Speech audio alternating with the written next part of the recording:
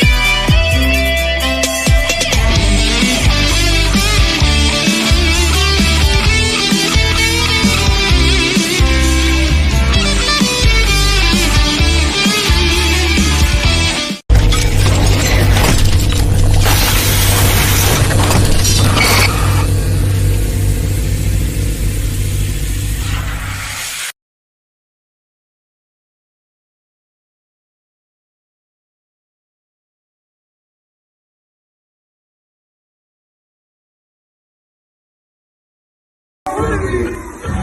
We double off for that rain. We smoking loud, get touched out with the pain. And that bass hits and we bang it. All blood ain't gon' stop. We double off for that rain. We double off for that rain. We double off for that rain. We double off for that rain. We double off for that rain. We double off for that rain.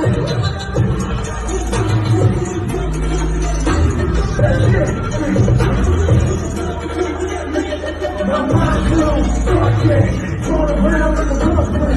Same so now, so bizarre. I got the thing on my people, they never so out of the way, cause the labels that haters be hating for real. Don't be complaining, cause I'm ready to take it. Baby, we animals credible, we do that, here we go, Mr. Incredible. This Ohio for character, when I propose, I'm talking like it's better, yo. Juice, juice, I need a juice. Sip, and my loose. Thinking it, I got boost. High CD for that YouTube. Sometimes my mind's swollen. Fucking hoes, people are over. I'm blindfolded, they telling this dick now. Voila, I don't fuck with that beat. Get on the dick, now she's sucking this beat. Get on right here, like banging the money. We put in the fucking the beat.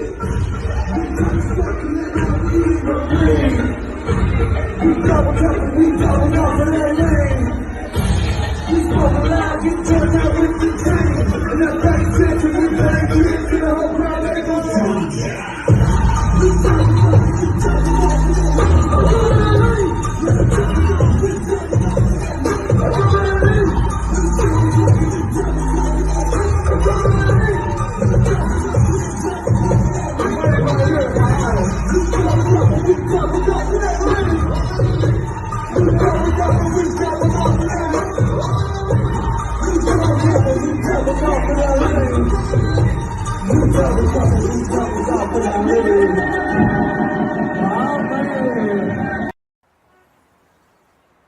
Sound rolling. 3, 2, 1.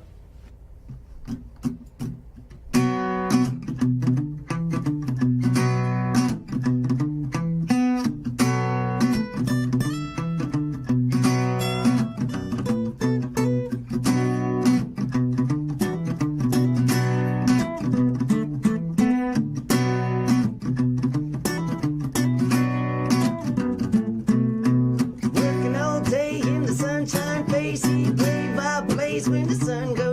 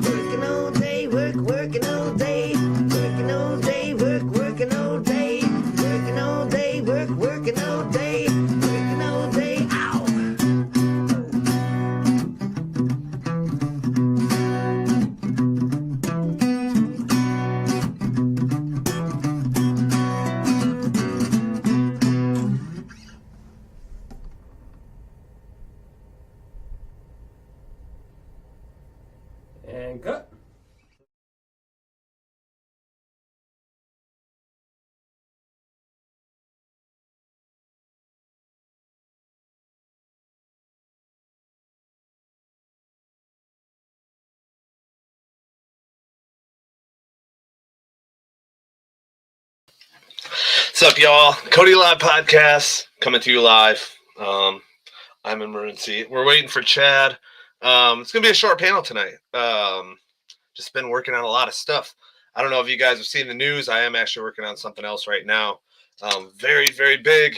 And we just announced it tonight. If you guys didn't catch it on Facebook, I know it's starting to buzz on Facebook a little bit. I actually put in a big investment. I partnered with my pals from Twisted Canvas Inc.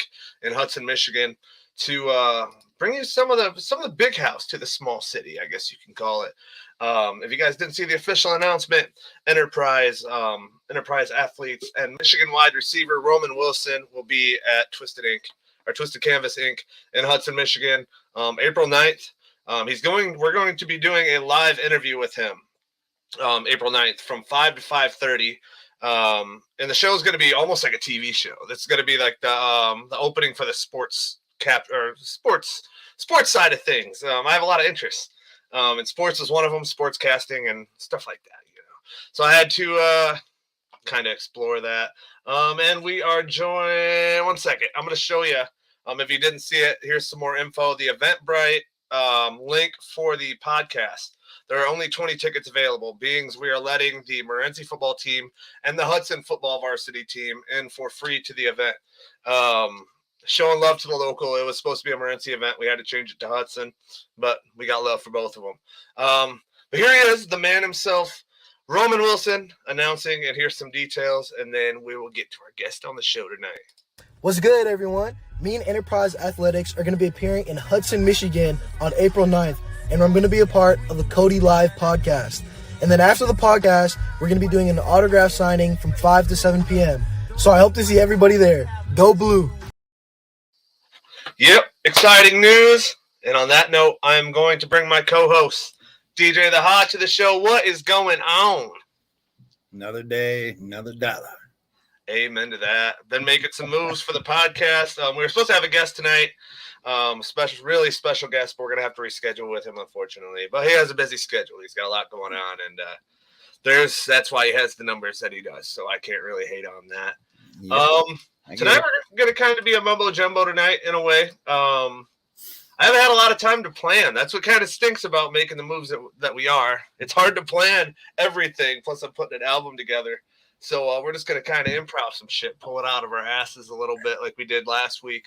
Just been working on big plans. I got another artist coming to the area coming up. I can't say nothing yet until the money's down. I think I told you, Chad, didn't I? Yes, you did. Yeah, we're working on bringing some cool shit and using this podcast the way I wanted to use it to begin with, making connections, bringing people here, getting some info from them. I mean, overall, I think that the artist that we're talking about, he could provide a lot of info. And that's I'm actually like super stoked for that one.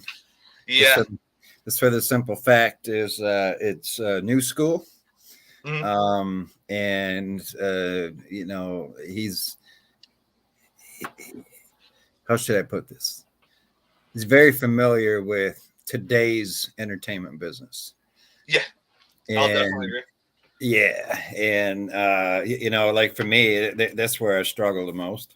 Mm-hmm. So I mean, I could do it the old school way, like all day, every day, but problem is, who's got time for that? Right. I'm actually, and I don't have the money to do it the old school way either. Yeah. Yeah. Next week we're gonna actually have a special show. I had my meeting tonight until I didn't get home till 10 o'clock. So I'm sitting here rushing around. I got a new studio set up here, and like literally it's kind of sweet. I'm trying to upgrade all my shit for the cast and stuff. I literally added a 55-inch TV, so I'm seeing your face like fucking. You don't want to see my stuff. But my one of my business partners in the Roman Wilson deal that we have coming up he was kind of sharing with me the secret to Facebook advertising, the algorithm and stuff. And I figured next week with panel discussion, that could be somebody that we add as we advertise the event. Because I could go for music or anything. Figuring out the algorithm, and he's sitting there telling me, which I'm still trying to figure shit out myself. I just started the Cody Live show page today finally, after fucking how many weeks, I got around to it. It's up and running. Go like it on Facebook, and we'll have an Instagram soon also. And as of Wednesday, it's actually going to be a legal business. Hey, dude. What's up? We wouldn't expect anything less from Cody. I just got this whole fucking podcast going on. Don't have a page for it. Just running from my personal page. I don't know. I'm a slacker. But I do other things to be a slacker. You know, like I found I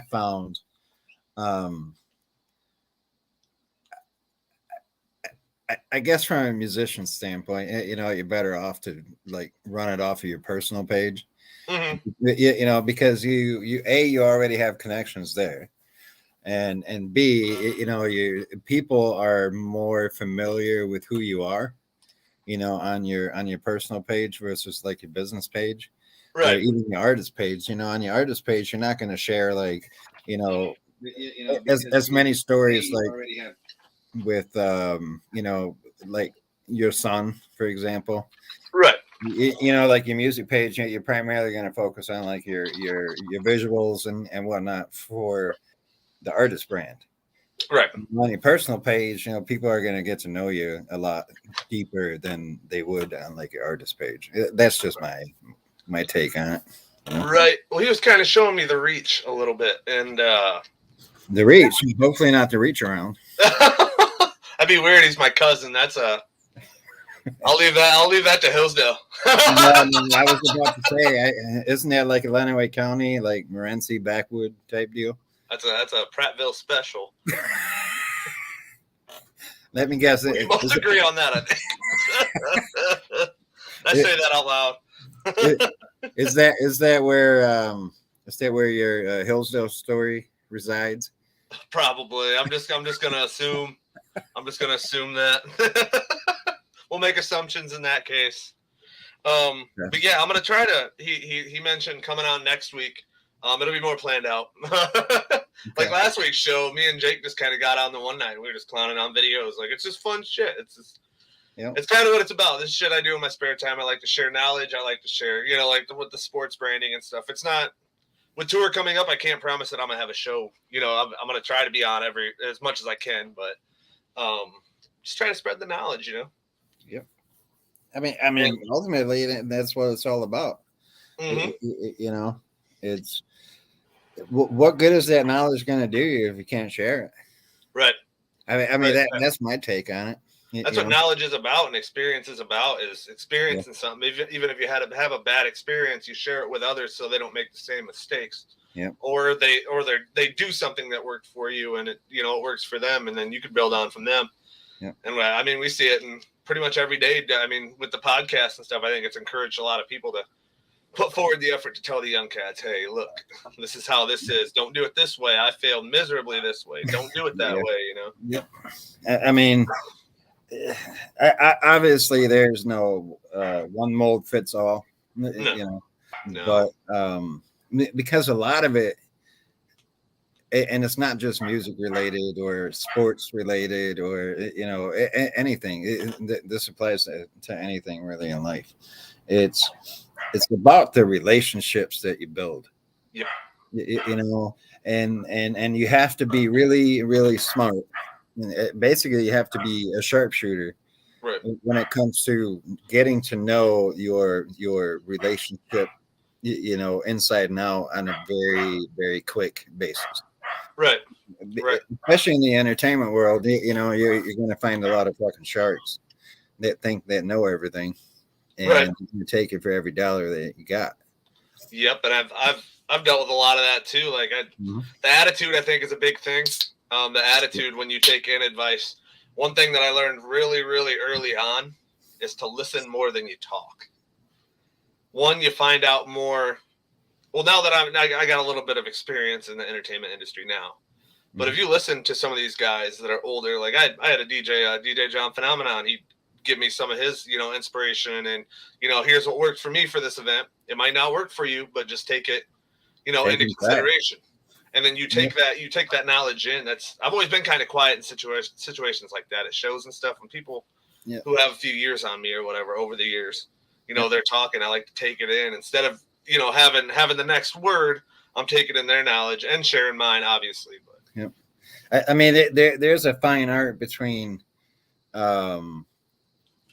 like the listening part and asking the right questions. right, Because if you ask the right questions, you know, it's going to show them that you actually give a shit. right, right. You know, I you know, but don't ask a bunch of stupid questions. You know, like, hey, how do I make a flyer? Yeah, yeah, You know, if you want to know how to make a flyer, go on YouTube. yep, You know, I mean, there's certain things in the business world that, you know, technology has become so easy mm-hmm. and so accessible. You know, Yeah, that you can basically learn whatever you want. It's kind of like Elon Musk. yeah, You know, there's one interview I watched of his, um, where he basically is saying it's like, you know, I'm not an advocate for this. I have to make this disclaimer, right, you know, but he's basically saying like, you know, to go to college, you're just going for the experience. yeah, In today's world, yeah. because like you can learn anything you want for free anywhere. YouTube University is a hell of a thing, let me tell you. It is. I mean, I've learned a shitload off of YouTube. Yep. You know, like down to like you know, basic car repairs, and I'm not a mechanic by any means. Right. You know, but if I don't have the money to go pay somebody to do it for me, then I'm gonna use YouTube to try to figure it out. Yep. You know?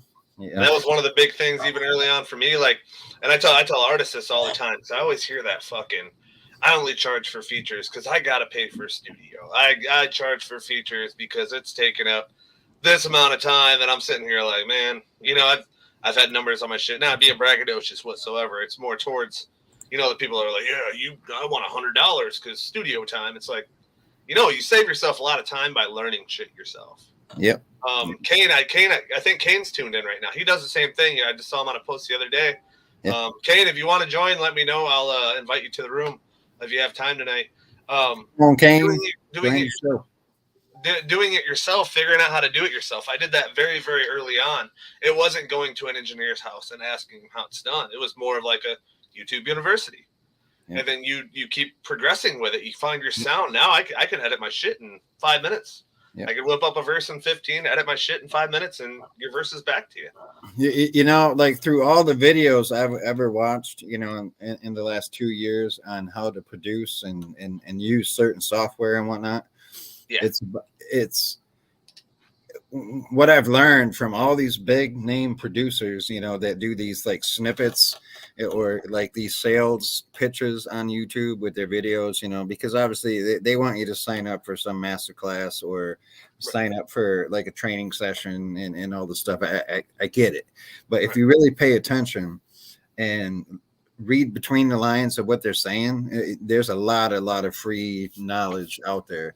And the one thing I've learned is that all these big ass producers, you know, be it in the rap game, be it in the electronic field, be it in rock and metal and whatever, or even country, they have templates saved on their DAWs. Yeah. And for those that don't know what a DAW is, it's a digital audio workstation. It's basically the software you use to come up with your music, your beats, you know, and there's a shitload of them out there. They all have, you know, their pros and cons. You just got to find the one that works for you. But basically what I've learned is they all come, you know, they all figured out over the years. They put these templates together because they know it will work for them. Right. And like you said, you know, they can have a song recorded in 30 minutes, mix and master. Yep.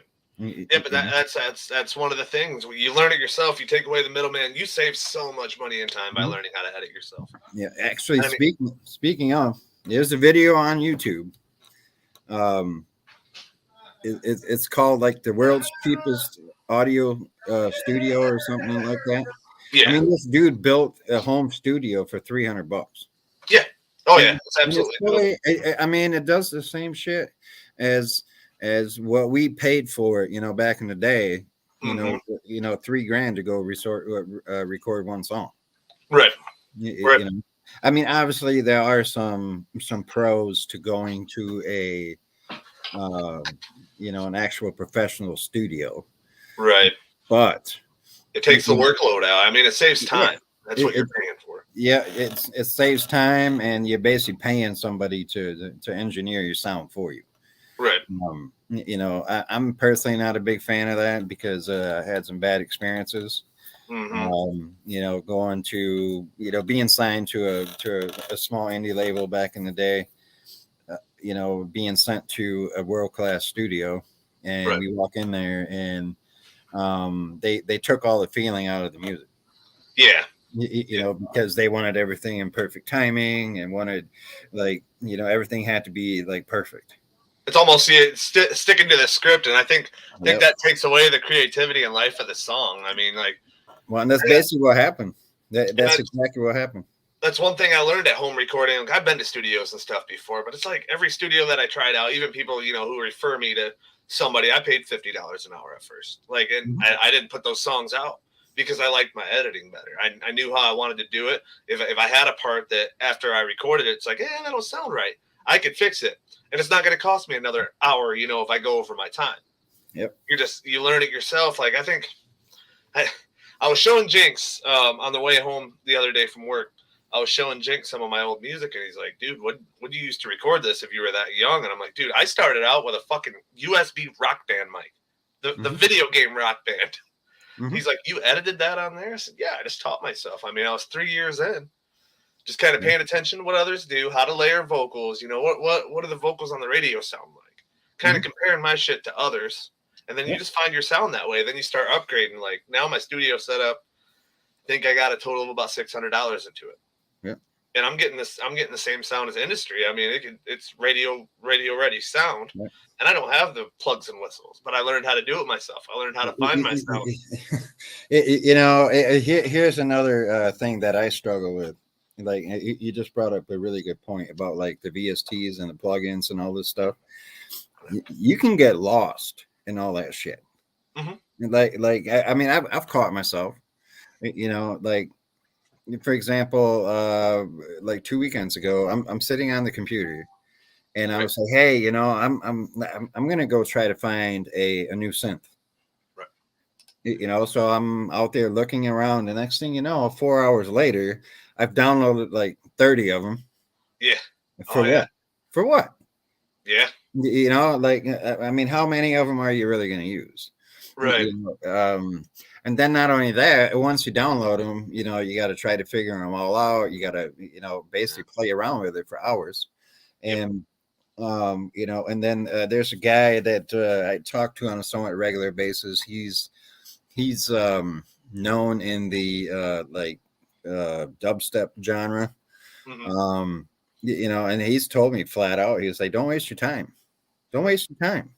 Right. Go, like, if what you really want to do is, if you don't have the time or don't want to waste the time or don't want to spend a lot of money, like, go buy like sound packs.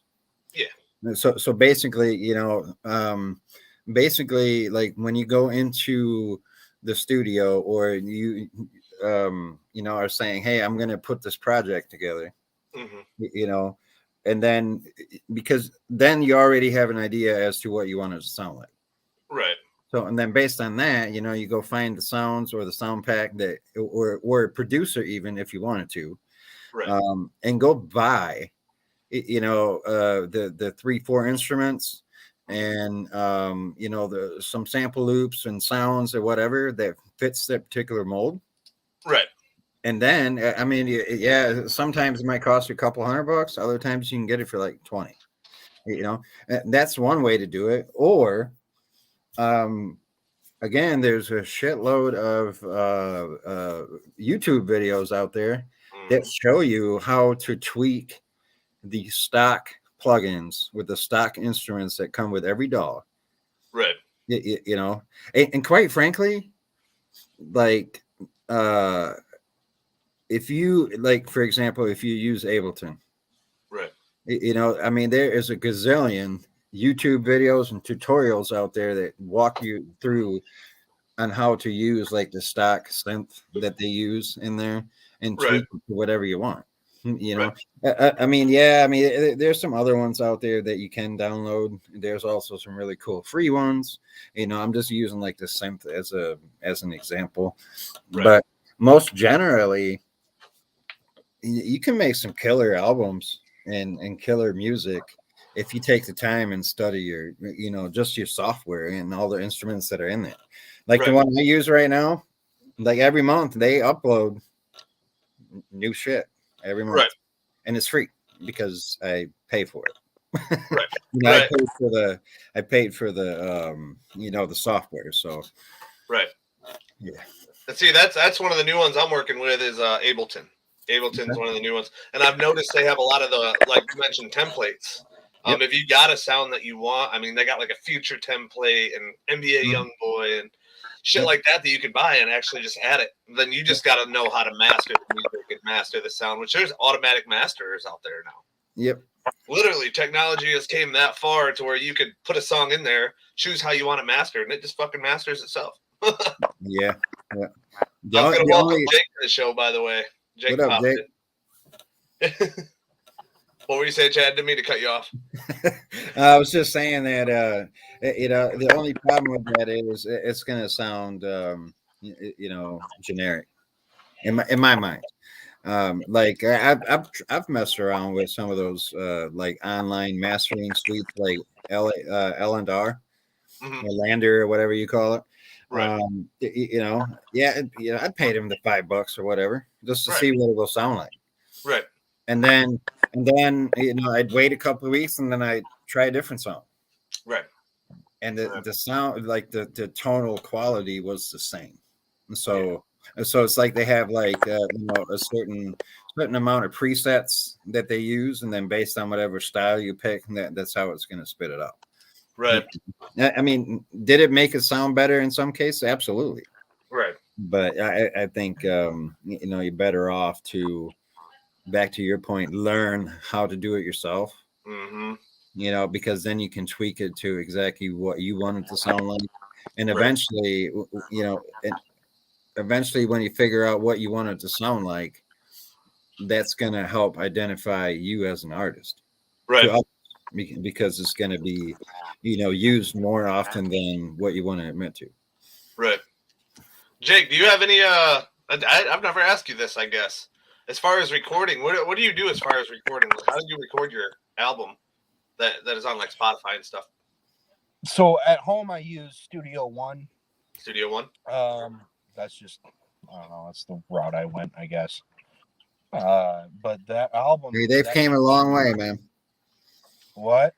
Studio Ones came a long way. Yeah, that's what I've heard. It's pretty great. The EP, the Beatbox Metal EP, was recorded at Studio G, which is basically Faster Taxi's basement. All in one night. Oh shit. No, wow. Yeah. Damn. I wasn't so worried about quality with that one. I just wanted to get the whole Beatbox Metal idea out there. Well, you're doing good with it. Huh? I said you're doing pretty well at it. I'm doing all right, I guess. I've been $60 off of it. Yeah. No, I've always used. And haven't you made just enough to get like 3 double cheeseburgers at McDonald's? Right, yeah, probably, or six of them dollar burgers. They're $1.06 in Ohio. Is T. Jackson here? We were talking about getting an Ohio burger. An Ohio burger? See, when I went and played that Toledo show, the first thing I said, I was like, man, I gotta try me an Ohio burger. And he never let it go. I want to know, in your mind, what the hell is an Ohio burger? It's a burger from Ohio. Oh, because it's shaped like an O. Okay. I get it. Okay. Right. Yeah, sure. Shaped like Wendy's shaped. Do you think the cows down there eat differently than the Michigan cows, or what? Probably. Have you seen the people? Shit. Go blue, by the way. Go blue, by the way. Oh man. coming to the conclusion that people that go to Wendy's are squares. Yeah, dude. Insert dad joke. Yeah. Sorry about the weird lighting. I'm in an SUV. I've been kidnapped by Ja Rule fans.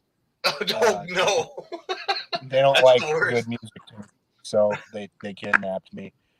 You're at a Ja Rule concert? Like literally? No. I'm seeing Bruno McSorley play at White Lake Inn tonight, right now. So is he playing right now? Yeah, they're playing right now. So if you're anywhere near White Lake, come check them out at the inn. Hell yeah. No, speaking on like the recording process, what do you use, Chad? Is it Ableton? No, I actually use either Logic, Apple Logic, or Serato Studio. Like Serato Studio is more for quick idea to get it down, and then I mean that particular software has came a long way as well. I mean, in its short lifespan, I guess, because I mean they've only been around 3 years now, I think. I mean, Serato obviously has been around for a very long time, and just the software you're talking about. Yep. But like they took that technology and built a DAW around it, which is very nice because you can interface it with the actual DJ stuff. Right. Take notes on this shit. If you're at home or see this at any point in time, everything's recorded and on YouTube. Even if there's like copyright issues, YouTube is not. They're not blocking anything like Facebook has. Sorry, Zuck. Don't fucking ban me. But take notes on this. Like Chad was saying earlier, DAWs. If you want to learn how to edit and record, just kind of listening to other people's shit. And like you said, we got Studio One. Studio One's a really common one now. Yep. Serato, I've heard of that. What was the other one you said? Logic. Logic, which is basically GarageBand on steroids. Yeah, that's for Apple, ain't it? That's just for the Apple. Yep.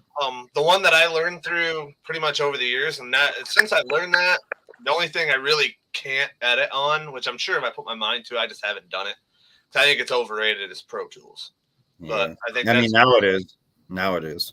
Yeah, it's become kind of obsolete. I mean, people, big audio engineers will tell you, but I've always used like coming up, I used Mixcraft. That was my biggest Acoustica Mixcraft.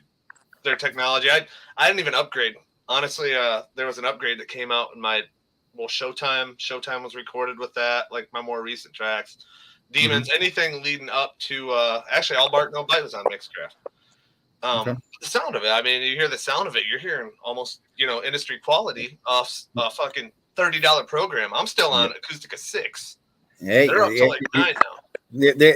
There's free software out there, even like cloud based, that will do the exact same stuff as some of the paid software. What was the one? You just have to look for it. What is the God damn it, I can't think of it. It's really common with podcasts. Audacity. That's what I started on. That shit's been around forever. And that's the thing. Agatha Hag, anything Alex's music is on Audacity. And you would never be able to tell. That used to be wasn't that owned by Adobe? That used to be Cakewalk, didn't it? No, Cakewalk is Steinberg. Okay, it'd be Cool Edit, maybe? Was Cool Edit? Cool Edit was Adobe, and that ended up becoming Adobe Audition. Yep.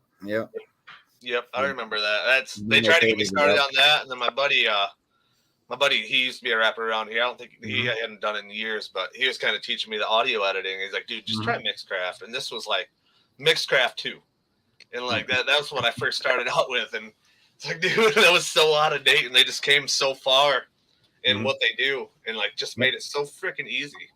And like once I was showing Jinx, I'm like, dude, I have presets just for my own vocals. I set some up for him, and he's like, dude, that's all you have to do is just go to the preset. I said, yeah, you want to adjust your EQs a little bit. Not every song's going to sound the same. If you do a hype song, it's going to sound different than a sad song, or you singing, or you want to adjust your shit. But it's all there to fit your voice. I mean, and then you can adjust to be like, Jinx sad song. All you got to do, click, boom, done. You're done editing.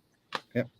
I mean, in the beginning, yeah, it's going to take some time to get all that shit set up. But once you have it set up, like we were talking earlier, I mean, start to finish, you can produce and record a song in like 20 minutes, half hour. And then I'm just going to say this, like, if there's anybody listening that is looking at, getting into recording and producing your own stuff, and you don't even need a computer to do this anymore. If you have an iPad floating around that you don't really use that much, fucking download GarageBand now. Go on YouTube and watch some tutorials. I mean, you can make a techno track in like 10 minutes. It might not be the greatest, but you know what, you can do it. Or even if you got an acoustic guitar floating around, right, and you have that iPad, open GarageBand, hit that record button, and just start strumming, and play around with it. You might surprise yourself, right? And one thing I learned with, I mean, getting BSTs and stuff. And I don't encourage cutting corners whatsoever, but there are places that you could actually get that. Just the software. You don't need the CD.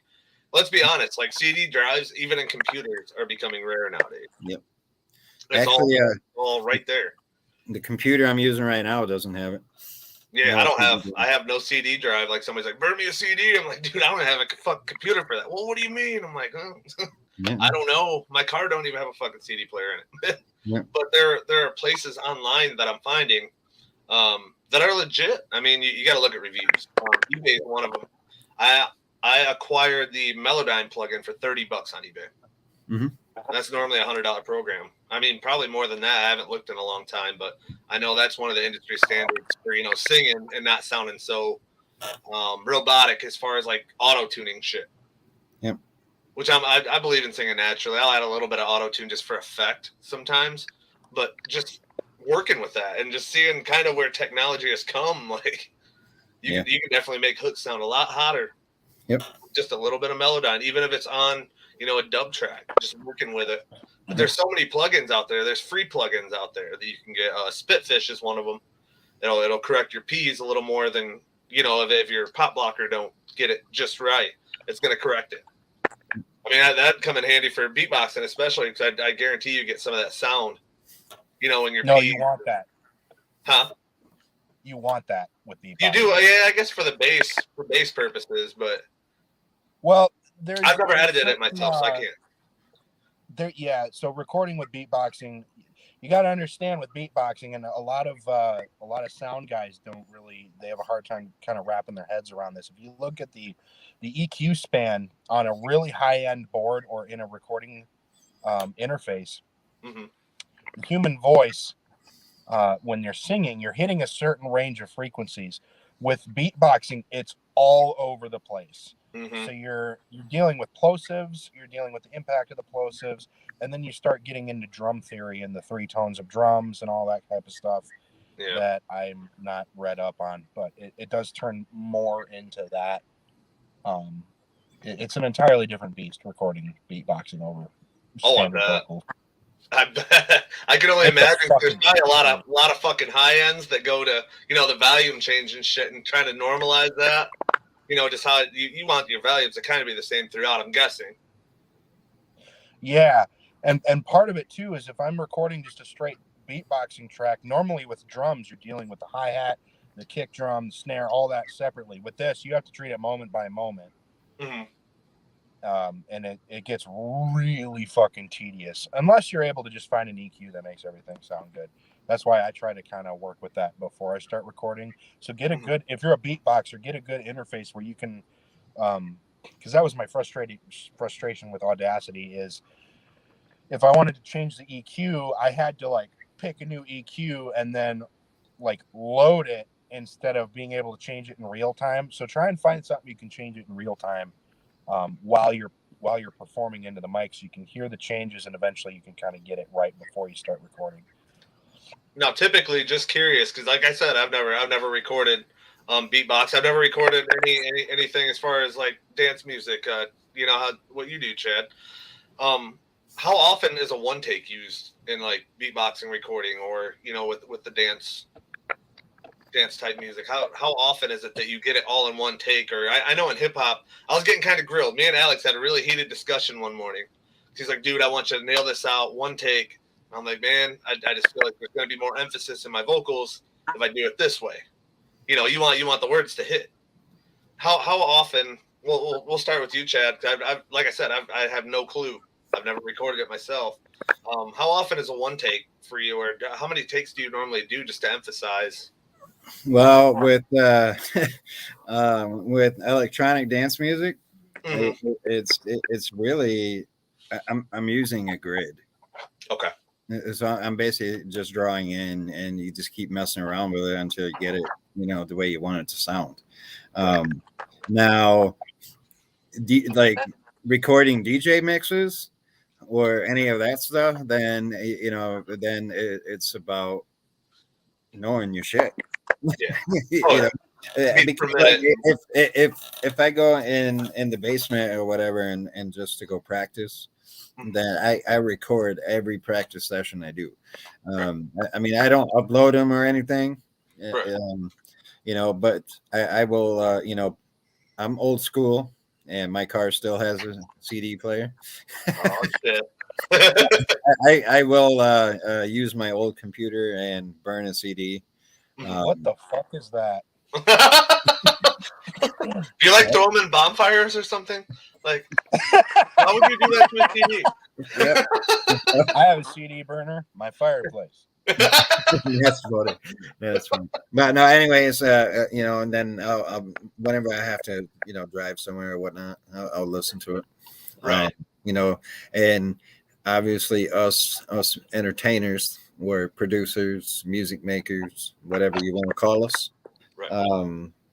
We are always way more critical of our work than the consumer. You know, but I think over the last like 2 or 3 years that I've come to a point that I think I've learned to you know what people, you know, especially playing out much as I have, be it a wedding or even in bars or whatnot, is that you pick up on over the years what people actually notice, you know, versus you know what they don't, you know, what they don't notice. So I've mellowed out a little bit. Well, perfectionism, but so back to the question about, you know, producing is you know, because I don't have any like hardware per se. You know, like our buddy John, Kane Kinetic, his stuff, you know, a lot of it is, I believe, you know, I don't know if he's still on watching or not, but I believe a lot of his stuff is actually organically made on the actual hardware, which obviously is a lot harder to do live. Right. And you have to basically know your tempos and know your equipment front to back to actually know what you're going to get. Right. You know, while I'm producing, you know, I can sit here for hours and just tinker around until you find something that works. Right. You know? Right. Definitely completely different. But back to the metal days. Basically, you know, a lot of times it was all live recordings that we've ever done, except one album was done instrument by instrument. And depending on who the guy was that was recording it, the engineer, sometimes, you know, it would be one take, other times it would be 20 takes. Sometimes he would make it record just certain parts, you know, to get certain effects, you know, for example, like sometimes you want to layer like one guitar riff 3 different times to get a different effect. Right. So yeah, I mean, it all depends on, you know, what your outcome is supposed to sound like. And see, and with me, it was like I find it easier to record the shit in takes. I just want to bring up a song. I don't know if you guys are both familiar, but "Feet on the Dashboard" or "Escape," for example, like the singing parts in it. I couldn't sing that all in one take when I recorded that shit. Like I couldn't do it all in one take just because it's like it's chopped up kind of. You go from like rapping to "Cold beer had long," you know what I'm saying? So like when I recorded that, I needed to like just do it all separate. Obviously, hook and verse you want to do separate in hip hop most of the time. I mean, there's some artists nowadays just doing everything in one take and they brag about it. It's like, dude, it kind of sounds like shit. But like Dax, to each his own. like Dax. Yeah, some of his stuff, I was like, yeah. I like the lyricist. Don't get me wrong. Yeah, oh yeah. I mean, his lyrics are cool, but you know, if he would take his time, you know, all his one take videos. Yeah. You know, you can tell where he's struggling most of the time. But I found with vocally recording, before I get to you, Jake, I found with vocal recording when I split shit up, showtime, like when I that first line, once again it's showtime. Everybody wanted to come and get it because I ain't finna waste no more time. Flipping up those lines. I cut that in the original recording before the next part. But practicing that, having that in my car on my my phone, and playing that through my Bluetooth or whatever, and learning that, I can hit that all in one take like nothing now. And I found that to be something that helps me during live shows to have the hot song that doesn't sound rushed, plus having that live and learning that yourself and not overdoing it. You don't want to overlap words. One of the discussions we had, me and Alex that morning, was Eminem. He's like, Eminem came out for Rap God. He had that fast part. He's like, I nailed it all in one take. By one take, he didn't mean he fucking just. So I had to go back to the actual acapella recording of it, and I'm like, well, how the fuck did he just say 2 words at once? I don't think that's possible. If it is, well, it is Eminem. But still, he didn't say 2 words at once. You could hear clearly, he cut it. He might have done it all just in one take and had it all down and spit it all, 2 different parts in one take. So he's not lying, but he didn't do it all. And I feel he could probably nail that during a live show now. I'm sure. But Jake, I'm really curious, Jake. How does that work in beatboxing? Do you cut it up at all? I mean that's up to the discretion of the artist, obviously. Right. For me, I prefer the idea of everything being done naturally. So Right. maybe I'm old school, I don't know, but if I'm playing a guitar part in a song and I screw something up, I don't want to have to worry about cutting it together and all this stuff. I want it done right.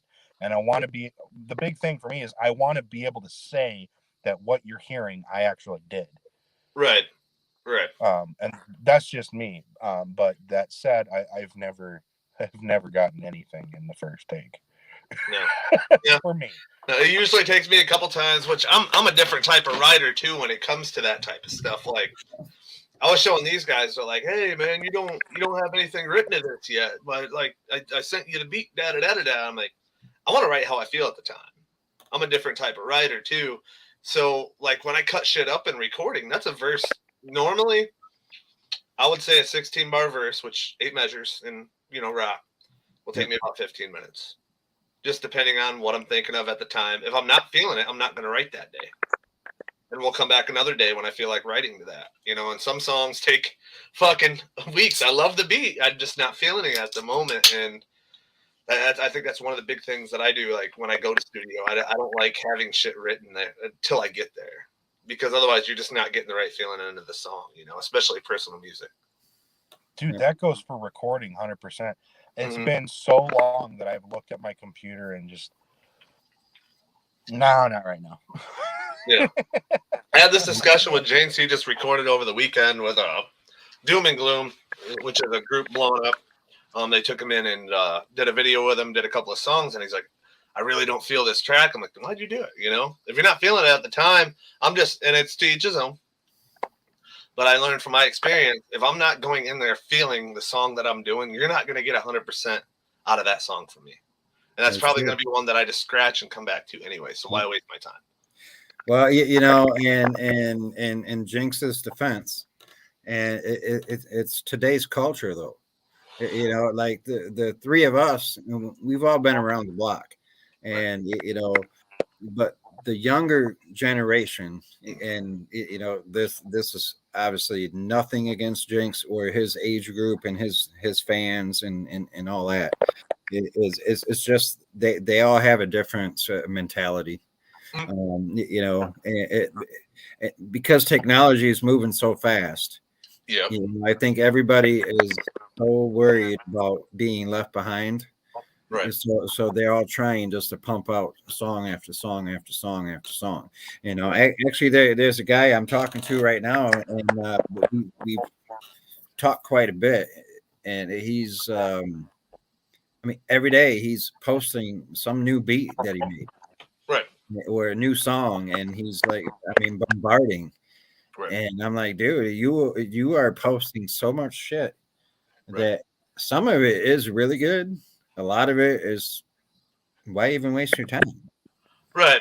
Right. You know, and he's like, well, I'm just trying to get, you know, as much out there as possible, because the mindset for him is the more I have out there, the easier it will be for people to find it. Right. Yeah.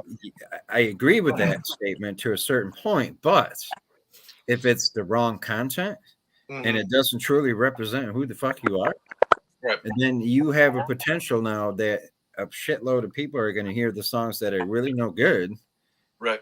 and they're never going to find the shit that really matters. And see, I think that's one of my prerogatives, and it's always been that way. Like, you seldomly see me releasing song after song. It's coming up. The thing is, what I've done, like, over quarantine, you know, 2020, I didn't put out a lot of music. 2021, I didn't put out a lot of music, but why not save it back so that everything you put out, you know, back to back to back, is all quality shit that you just saved up. Yeah. Instead of, hey, I just made a song today. I have a dude on my Facebook. I'm not trying to call him out or nothing, but he's like, I made 500 and something songs last year. Then you listen to it, and the audio quality is a little off. You know, it just sounds so. He's trying too hard to sound like this, and you can tell. And it's nothing like. And he's one of those. If you critique him, he knows it all. You can't tell him nothing. You're a hater if you're saying, "Hey, man, you're dropping all this music, but the quality of it is not good." Like you're rhyming words. There's a difference between rapping and rhyming words. There's a difference between telling me a story, or if you're aiming for the, you know, what the industry's doing, rushing it. When you rush it, people can hear that shit. I don't care what anybody says. When you rush a track, people can hear that shit. All bark, no bite. We went back, and I think we re-recorded that maybe 3 or 4 different fucking times. Re-edited. It took a whole week. People are like, dude, you said you was going to drop a song. I'm like, I'm just not happy with it yet. I'm sorry. I know I probably shouldn't have gave you a heads up, but I'm just not happy with the mix. Well, we're going to go back to the drawing board until I get it the way I want it. And I think more of that. Here's the thing. Anybody that knows Cody should already expect it. I'm late. Because it's part of your marketing game. Yeah. And you don't even know it. You don't even know it, dude. But it is part of your marketing strategy. What do you mean? You know, like hyping it up. Oh, wait. Gotta wait a couple more weeks. You know, I mean, there's some psychology behind it, man. Yeah. And you probably don't even realize you're doing it. No. And there's some just like, the song will be done like all bark, no bite, set on a fucking computer that, you know, I was working, coming home, sleeping, didn't get time that night because I had this going on. Just like, you know, the last couple of weeks of the podcast, you get so caught up in everything else that it's hard to fucking plan everything. We make it work here. We all got the chemistry to make it work. That's why I host videos when I don't have them planned. Like tonight, we have nothing on the agenda tonight. And we just made an hour's worth of conversation. You know what I'm saying? It's so easy that way. But like, yeah, I guess I see what you're saying. Even with the announcement tonight, you know, I told people 7 o'clock. I didn't get what I needed until almost 8. You know, the service wasn't there, and shit happens. It does. Yeah. But a lot of fucking people caught on. Yep. That's like I've been hanging on. During 2020, I bought a feature from Waka Flocka, and everybody's like, "Where's that song with Flocka at?" Well, it adds suspense because you're gonna listen to my next album for that, and then you're gonna find something. In my mind, I like the quality of it, which I'll get you guys a copy when it's all mastered. Before it drops and everything. Not on CD, but it'll be when I get my CDs, I'll get you guys some. But now you're going to listen to that, and then you're going to be more tempted to check out another track of mine because of all the suspense. You know, you're getting five brand new tracks. Like, I think there's only 8 on the whole album, which I just aim for that because I got another vision also. But yeah, see, that's another thing that really pisses me off nowadays is like all these people are dropping these albums that have like 20, 30 songs on them, and but the total length of the album is still only 40 minutes. Yeah, it's like 2-minute songs, man. 2-minute songs are so common nowadays. Yeah, 2 minutes and under, it's like you spit a 16 on a hook and it's over, and it's like I want and then you have beatbox Jake over here that can beatbox for 5 minutes straight. 5 hours. Actually, I can 5 hours is the longest I've gone at once. Wow. You were talking about this reminded me of something, our Hillsdale show. You were talking about how the sound varies with what you do, you know what I'm saying? Even through live performance, you get bassier at some points, you get a little lower at some points. I remember Chad going to the fucking booth. Holy shit. When the bassy parts hit, it's like, this motherfucker's gonna blow the system. I just see him like rushing around, like, oh man. I couldn't do it. I don't know much about like live sound and shit, but I mean, I love a lot of bass, obviously. Mm-hmm. I've been a bass player basically my entire life. I've I in techno, which is very bass driven. Mm-hmm. It's all rhythm based. And I've done a lot of live sound and production, not just for concert, but also theater. Right. And 55 Below has always been the most difficult place to do sound. Yeah. And the reason being, and I just had this conversation with DJ Brody, mm-hmm. Because he actually went in there and did some tweaking with one of his buddies to the mm-hmm. sound system, which I am very grateful for. Yeah. Yeah. But the problem there is when they took that basement and turned it into a nightclub / bar, somebody in their infinite wisdom decided it was a great idea because it would add to the aesthetics of the building to add these metal panels to the ceiling. Yeah. Like, what the? Like, why? No, I was looking back when the Rebellion, my band was there. Mm-hmm. I was looking back at some of the live video because I actually got up during our set. I got off the stage. Fucking Devin was off the stage. I think Jinx ended up going with me because he was hyping for me. And we set up by the bar, and I was listening to the audio, and it was so far behind. And I'm like, dude, I did not know that I was rapping that far off. I sounded fucking terrible. Yep. I mean, that building is it's tough. Yeah. Always has been. But it all boils down to the way the ceiling has been treated. Yeah. And then the other bad thing, that Brody and I we were talking about just recently is, has anybody ever taken the time, or took the time, whatever the proper English word is? I love to say tooken. I know it's not a right word, but whatever. You're old. You got to pass. Yep. The right cursive, don't you, you old son of a bitch? Actually, I do, because that's all I've ever learned. That's all I've ever learned. Because, but I still do too. So no, I'm just giving you shit. Yeah, I know you are. Has anybody ever bothered to tighten all them screws down? On the metal ceiling. Right. I doubt anybody did. So there's definitely a lot of give. There's a lot. I'm sure half that ceiling is loose. Yeah, which doesn't help. Does not help at all. And I want to give a shout out to Brody. We actually he was a part of the meeting tonight. He's one of the investors in the event happening April 9th. Shout out to him. His business game is on point these days. That dude is all about the business. And I was like, I met him as a kid, so he had some some growing to do, and I tried to teach him what I could. And he was one of the ones who actually like listened under me when he was DJing for me and stuff, and took in everything instead of talking first. You know what I'm saying? Like something like this kind of platform, we do talk first because we're sharing the knowledge. But when you're in person, you know, if you take the info in, you're gonna learn a lot more than when you speak first. Yeah. And Speaking of Brody, you know, I've only known Brody for, I'm gonna say 4 years, maybe 5 tops. Yeah. And we have gotten to a point now where Brody is technically my competition when it comes to like weddings and whatnot, but we are to a point now through the relationship that we built. And granted, and we don't talk on a regular basis. It's all music related, right, and entertainment related. But we are to a point now to where I know what he charges. He knows what I charge. Right. You know, if he has a client that's that he can't take care of because he's already booked or has other obligations, he calls me or sends me a message, and vice versa. Right. You know, it's the same thing. If I can't do something, he's the first one that I call.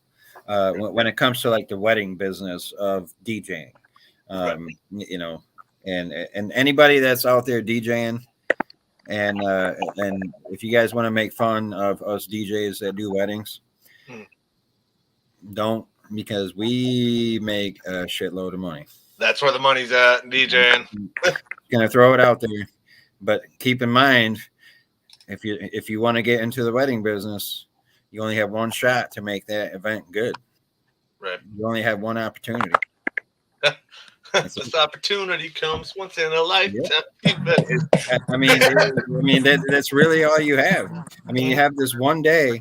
You have one day to take care of your client, right? And you know, be it the bride or the groom, you know, you have an opportunity. You only have that one day to make them happy. And what makes it even worse is if they have a videographer there that's going to videotape the entire thing. Right. That puts that much more pressure on you to make damn sure that it's flawless. Right. Because if you don't make it flawless, it's going to be on video, and they're going to remember that, and it's going to not be good down the road when, you know, Joe Blow asks them, "Hey, who was your DJ?" And they're going to be like, "Hey, you don't want to hire them." Yeah, that's one thing. That's what I think it goes for all entertainment, and that's one thing. I did the mobile DJ thing for a minute there, a few years back, and people were like, "Hey, man, you want to do my wedding?" I'm like, "No, you know, I'm more of a bar DJ." To where if I do have like a little hiccup, I didn't know how to fix the hiccup, so it was like, you fuck up at a wedding, that word gets around quicker than shit because they're paying you top dollar most of the time. Yep, they're paying you top dollar, so. You see like recommendations all the time in these nosy asses groups or anything for that matter. You see people, I need a wedding DJ or I need a wedding photographer. You fuck that up. You're done. You're blacklisted. And you know, when it comes to that particular part of the entertainment business, like weddings, I truly believe this but only in the wedding business sector. You get what you pay for. Yeah, absolutely. So, I mean, if you want to go with Joe Blow that just started and invested $500 into some equipment, and he's willing to do your entire wedding, you know, 8 hours worth of work for $200, I'm sorry, you're probably not going to be very happy. Right. What if there's somebody who actually goes by the name Joe Blow and they're just watching this completely? Fuck that DJ the hot guy. Fuck that guy. Hey, I'm just sharing my experience and what I see, and you know. Jake, I have a business endeavor for you. Here comes the bride beatbox. What's up? I said, I got a new business endeavor. You got to start doing weddings. You got to beatbox somebody down the fucking highway. I am hired for a wedding. What? Wait, they never called me, so never mind. They wanted to. They were like, "We're booking you for a wedding in March." Like to do like the wedding music, or was it more like reception? just to perform it. I don't know what their plan was, but I actually right down the road from here, I played a big party, and I gave out a ton of business cards, and one of them actually, god damn it. One of them was actually your phone mama ain't working? and from my middle school, and she was like, "Yeah, I want to book you for my friend's wedding." Oh shit! So that'd be kind of sweet. Here comes the bride. Fucking, you got to be able to beatbox a mean kazoo though.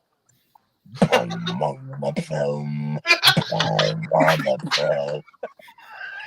commando, even on commando. I don't ever plan on getting married, but I'm definitely fucking hiring that shit. $1,000. Yeah, you got to be ordained too. You got to be ordained and fucking yeah. Dude, I think that would be sweet. That might be actually something that, poofy hair, standing up there in a black suit. I think that would be super sharp. Dress like the fucking Pope for it. Huh? Go get your.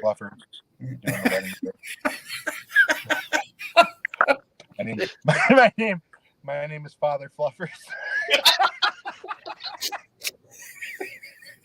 I actually, in high school, I got a reputation as the peace priest, where couples would come up to me like, "Hey, can you marry us?" I'm like, okay. Here's my spiel. I said, "Do you love her? Yeah.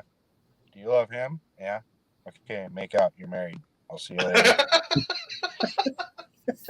Now fuck the bride. Yeah. We're having church-wide orgy. Right behind the vending machine. Get it. Free bar of chocolate if you get her to orgasm in 1 minute. Sorry to the people parked next to me. That is funny, man. I hope to God nobody's outside at that show right now.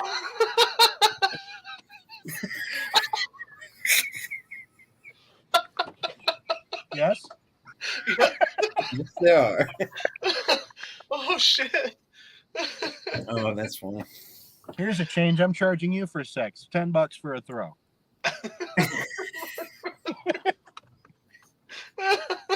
Oh, my God. It's like that Robin Williams bit where he's like, "You don't want to be a drunk father looking in the crib going, here's a change daddy's going to throw up on you." Oh, my God. Jesus Christ. There's never a dull moment, is there? Oh, shit. That's funny. Oh, another thing that I was thinking about, kind of describing, Chad, you've done some of the promotion side of stuff, and I guess we've kind of touched base on it, but we haven't done it from like kind of beginning to end, and we could all kind of chip in the conversation. How to start throwing a show. I've been asked this a million times. I have a hard time explaining, where I start at, because I always start at different points, it seems like. I always have some kind of vision at first, but then, like booking the venue or getting interest in it, and it all kind of flip-flops in time. How do you go about, what kind of order do you go in as far as, do you come up with the vision first, the artist for it first? What do you kind of go by when you first think of, hey, I want to throw a show?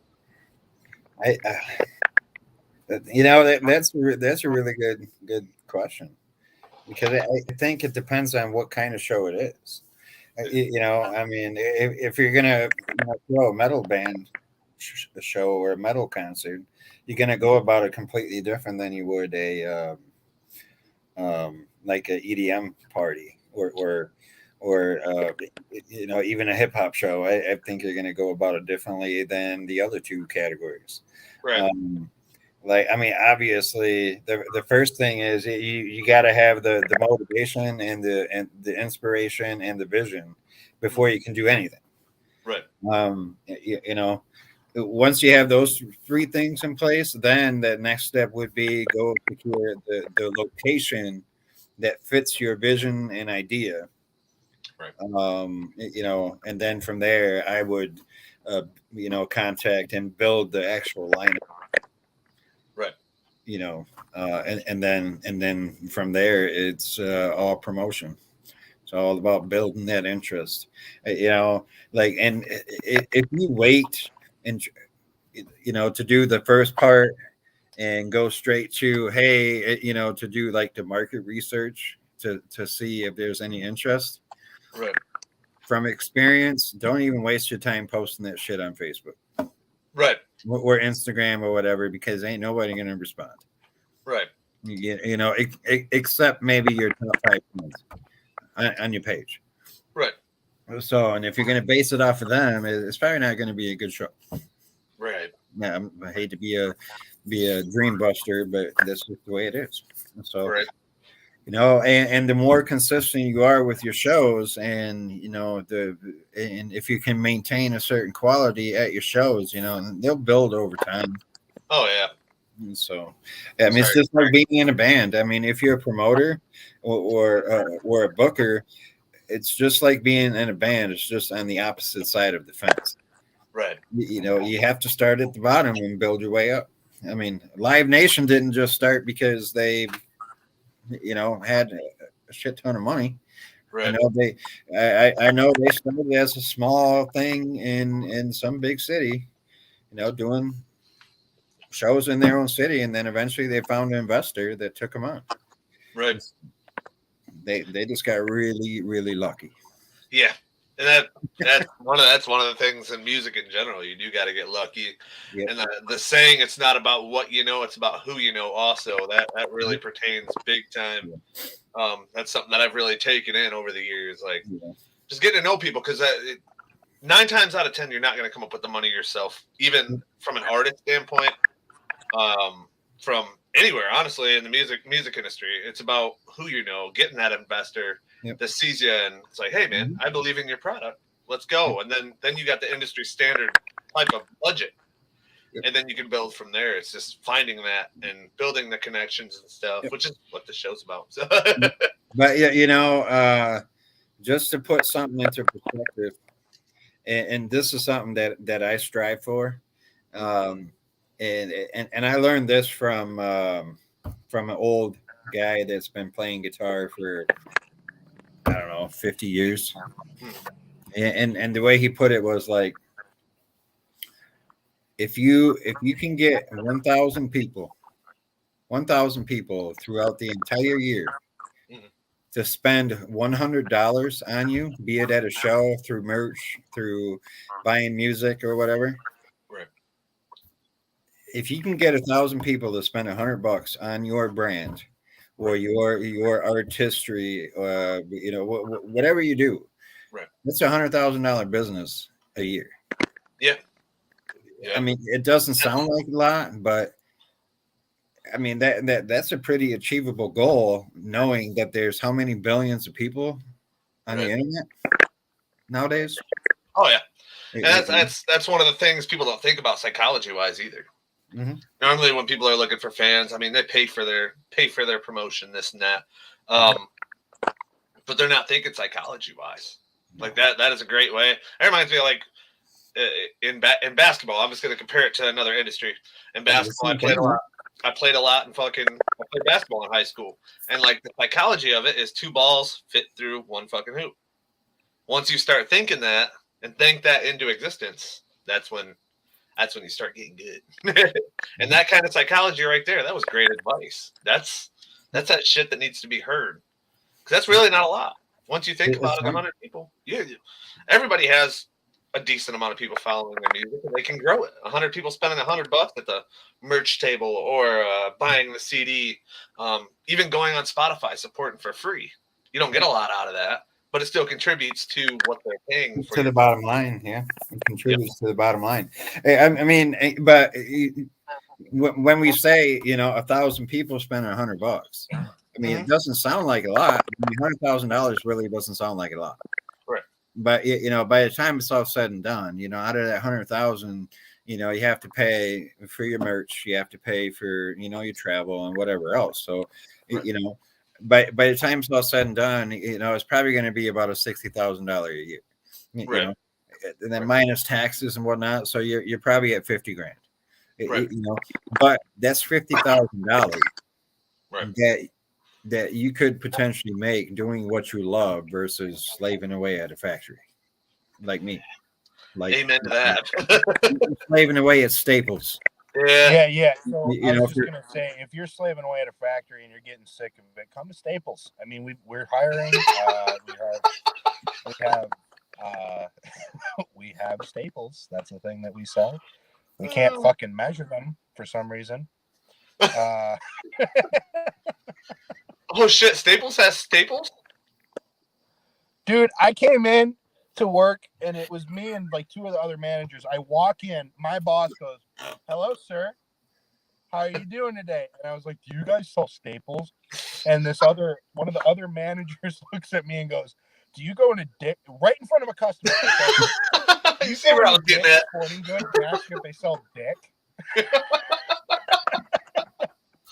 I'm gonna go into Walmart next time, and when they say "Welcome to Walmart," I'm like, "Do you guys sell walls?" Right. Yeah. Go into What do you think of? Like, But go into you Meijer know, and be like, my what? Like, what are you referring to? What? Oh, I was going to ask. What? How do you envision? I don't know if you've ever actually thrown a show yourself, but how would you envision that would go? What order would you take as far as what would you come up with the vision first, the artist first? Maybe you have an artist in mind. How would you, or would it depend by the show? Maybe kind of how Chad was saying. There's this small, tiny coffee shop, like 100 square feet, called Crossroads. I want to book Limp Bizkit there. That's probably possible. They might pack it. Their new album was all right. No, I don't. I've never put on actually, that's not true. During the pandemic, I used to make bills on my computer, and I would ask friends of mine that were performers if they wanted to do live streams at certain times throughout the day, and then I'd make a bill out of it and share all their performance streams onto my profile on Facebook. So that's how I did that. So I would like plan it out. I would say, okay, I'm gonna have Faster Taxi on at this time. I'm gonna have me at this time, and then I'm gonna have Wayne Murphy and then Matt Gervais and whoever at this time. It'd be like a real show, except everybody's streaming from their own home on their own streams, and I'd share it all onto my Facebook page because I didn't know how to stream or any of that. Right. But they were all there's a shitload of DJs that still do it today. And see that's one of the things too. Do you think that's a good question? Also, do you think that should continue on? Because I did a couple myself. I did one with Alex up at a shop. We did an acoustic performance, which I've never done a performance like that before. That's when we first got cool again. And he's like, "Hey, dude, let's do something like that. Let's do a Highs thing." Back when I was doing that, and yeah, that's pretty cool.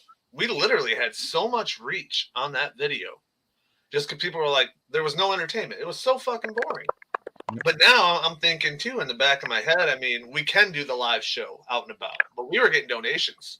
We were getting donations for days. I mean, we did a charity event for a friend of ours who passed away to help pay for funeral costs, getting donations and just for the performance. Do you think that should continue on even post-COVID? Not saying we're post-COVID yet. I don't want to offend anybody, but like, Jake, what happened? Where you at? Jake. His lot lizard duties call. Yeah, I was about to say he's probably playing with it or something. He doesn't want it on camera. Wait. Yeah, we can hear You're you. not able to hear me when I do that? Oh, there you are. Sort of. I can't see you. There you are. No, I think he froze. Shit. Yep. I think we lost him. I just want to throw this out there. I just got this as a YouTube comment 3 times. Yeah, I got one of them on Instagram. Did you? Yeah. What the I'm fuck? like, what the hell, man? Hey, apparently the Japanese, Chinese, one of the, I don't know. Mm-hmm. I don't know the difference in writing. Apparently they're taking this in. Whatever. They want to take it in, have at it. Go like our shit. That's really what it all boils down to. Yeah, Jake's gone. No. Jake. No, but back to the question. Hopefully he pops back in. Do you think that should continue on? Do you think that's actually a really good form of marketing? I found it beneficial. I mean, now that you can come to shows, it might be a little less beneficial than it was, obviously, but the reach. Yep. So for me, I that's how I started. Yeah. When I first started getting into producing and making my own like techno songs or whatever, that's basically what I did. Is I'd go live and or even just videotape to stuff. And I say videotape because I'm old. Live stream. I'd make just like a real shitty video on my phone or whatever, and just upload it. And it seemed to work a lot better than what I got going on now. So here recently, I've been thinking about going back to it, but it's hard for me to do now because 2 years ago I didn't have an 8-month-old baby crawling around either. So I have to, me and the wife are going to have to figure it out as to figure out times and whatnot where I could do it, because obviously me being at home all the time, because my full-time job is at home, my music stuff's at home, everything I do is at home, and there's always somebody here, and out of respect for them, I don't want to be blaring up the house all hours of the day. Right. So, I mean, if I was single, didn't have kids or whatever, fuck yeah, let's go. Right. We got this motherfucker who just joined the chat. Who's that guy? Hi guys. How you doing? Hi. Is your name Jacob? My name's Jake. Jake? I thought it was Jacob. What happened to Father Fuzz? Father Fuzz. Father Fuzz Ball. The Peace Priest. Oh my goodness. That's funny. Speaking of, right before I got on here, I was watching a comedy show. If you guys have Netflix or whatever, go check out Preacher Lawson. Okay. Yeah, I mean, the dude was on America's Got Talent or American Idol or whatever, like on season 12. And he was good on American Idol, but like the show that he's got on Netflix is like it's fucking good. There's another one, HBO Max. I don't get stuck on like movies or TV series. My attention span is that of a 5-year-old. Unless it's really funny, has Adam Sandler, or is just some sick shit that I could use for, like, hey, just give me stupid ideas like I always have. I have no interest usually. I've been watching one called, what the fuck is that called? Righteous Gemstones. Yep. John Goodman. Yep. Fucking classic. It is fucking classic. I definitely recommend that. Like I said, my attention span sucks. It's not good. But it's all them tiny pills you took back in the day. A tiny pill. Yeah, you remember those candies that used to have like the McDonald's logo on it? Yeah. Starbucks and the smiley faces. The smiley faces are my favorite. Just like I was at the bar just snacking on them, man. Those things are so good. They made me feel weird. Did they? But yeah, like I made some friends that I couldn't see. Yeah. or when the room starts spinning and you see all these like weird colors. I saw some. I don't know what to call them. No. I have an awesome story to share. I have an awesome story about that. Oh God, Cody. Oh yeah, only done it once. I'm out of here. Fuck this. Yep. Bye. I should probably get back into my friend's show though. Like this. Shit's about to get weird. No, I'm gonna go back in and watch them play because I just ignored like a whole hour of their fucking set. No, that's fine. Support the music, man. That's what it's all about. Yeah, thanks for letting me jump in for a bit. Oh, no problem. Hey, good seeing you, Jake. Cheers. Cheers. We should be live tomorrow night again. I'll invite Jake back. I don't know if he's got anything going on. Dude, that dude is he's awesome, man. He's a good dude. Yes, he is. He's funny. He's good businessman too. He knows what he's doing. Yep. And I want to add, like, him and T-Jax connecting on this show. That was fucking awesome. Yeah. And it's like, I'm not going to take credit. That's the purpose of the show, is to connect people, give them knowledge. That's what it's all about. Like, in the end, I'm not going to take credit for it. They chose to be here. I didn't hold them against their will and say, hey, connect, now kiss. Hey, you need to come on this show and make friends. Yeah, it was just more just let it happen naturally. That's what it's all about. Don't be afraid. I want to add, like, anybody that tunes in and just wants to check it out and see what it's all about. We're starting to get the name out there. Feel free to add any of us. If you guys have questions about anything, if we can answer them, I guarantee everybody that joins the panel every week will. Unless it's some in-depth shit that, like, if somebody's like, hey, who you booking? Who's that artist? It's like, man, contract ain't signed. I'm just teasing it right now. I'm not going to tell you. But yeah, as far as music advice, I don't think anybody who's been on here yet is going to be shy about it. Flat fee of $10 per minute. We'll give you all the advice. No, I'm joking. I mean, quite honestly, like, for me, speaking about, like, the free advice or whatever, yeah, absolutely. Because you know what, I'm not gonna lie about my age. I'm 41. I don't know how much longer I'm gonna be able to do this. My health. I mean, my health is good. But, like, obviously I got glasses, my hearing is kind of shot, didn't really take care of myself the way I should have over the years. So I don't know, I mean, my knees are bad. Who knows what will happen? So if I can help the next generation be somewhat successful, hey, why not, man? And you never know. One piece of advice could go a long fucking way. Just like I encourage the connections. You never know. I don't think Jake actually pictured being in Ohio that early.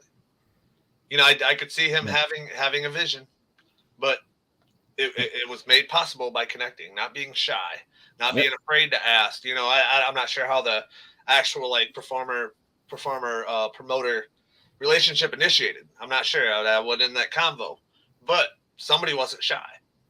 And you can't be shy. If you want shows, I'm always getting stuff about this tour. Like, hey, how do I get on that? I can't get you on everything, so I'm not throwing everything. I would if I could, but you can only do so many because I'm not trying to perform on fucking 30 artists on a card. But, don't be afraid to ask those questions. A lot of people, a lot of the promoters, you're gonna get turned down in some cases. Not everybody's cool about it. Not everybody's gonna tell you, hey, I'll give you a chance on the next showcase. Don't take that shit to heart, though. And that's one thing, like, for every show that I have now, which is easier to get once you build up some accolades behind it. For every show that I have now, it's like, it's a lot easier because I'm not shy, but I had so many shows that I was turned down on over the years. That, hey, this don't fit the bill, or they just kind of looked at me as a joke. I was from out of the area, and back in the day, I wasn't landing Missouri shows. I was in Toledo pretty much every weekend, just building my name. And it's patience. It's patience, asking for help, asking for the help from people who have been through it, and staying. How do I say it? Staying consistent with it. I mean, don't get annoying with it, but staying consistent with the asking and connecting with people. Being shy will get you nowhere. Sure about that? I mean, I don't know. You probably could once in a life. And I mean.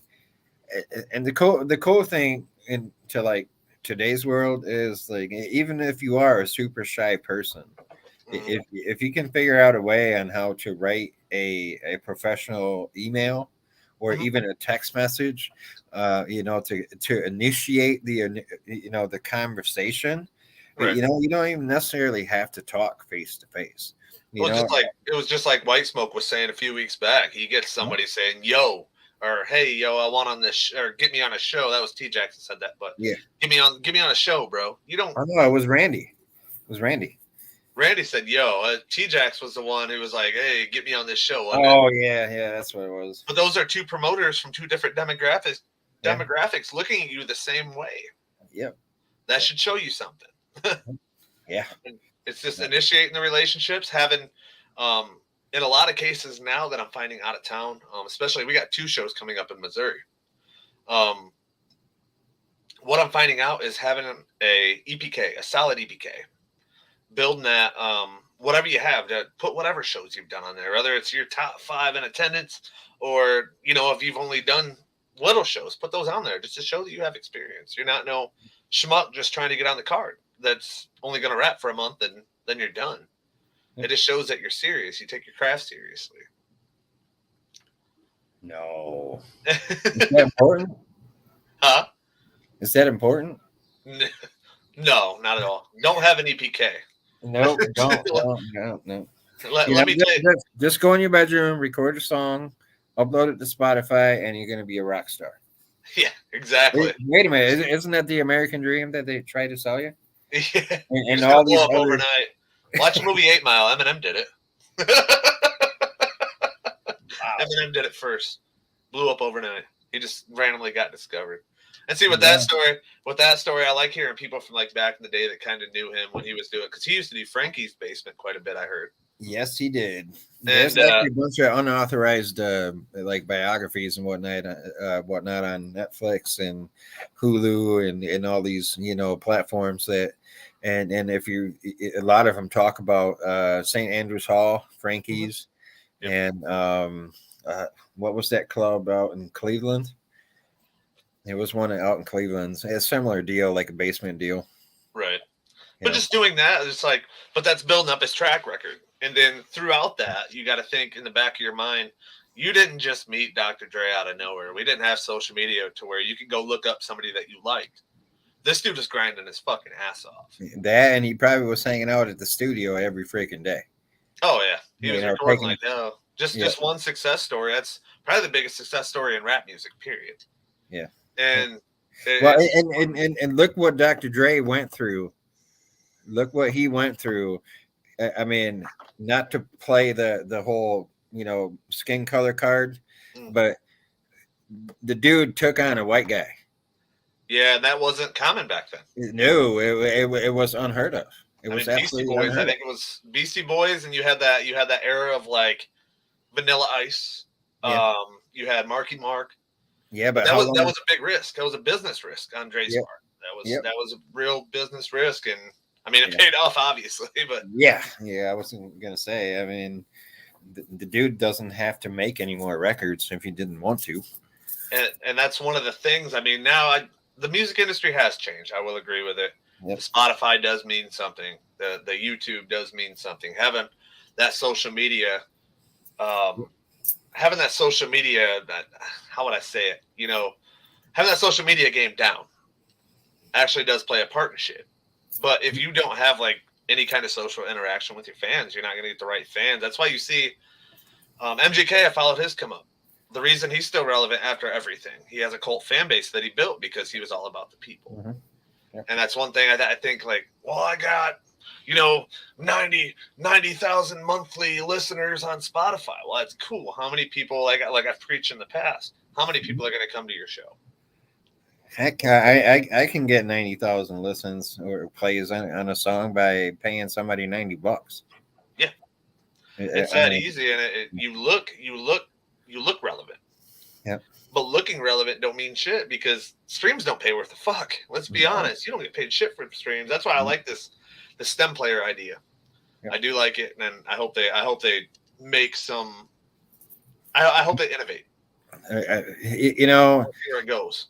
Like back in the day, and yes, I'm sounding like an old fart, but you are.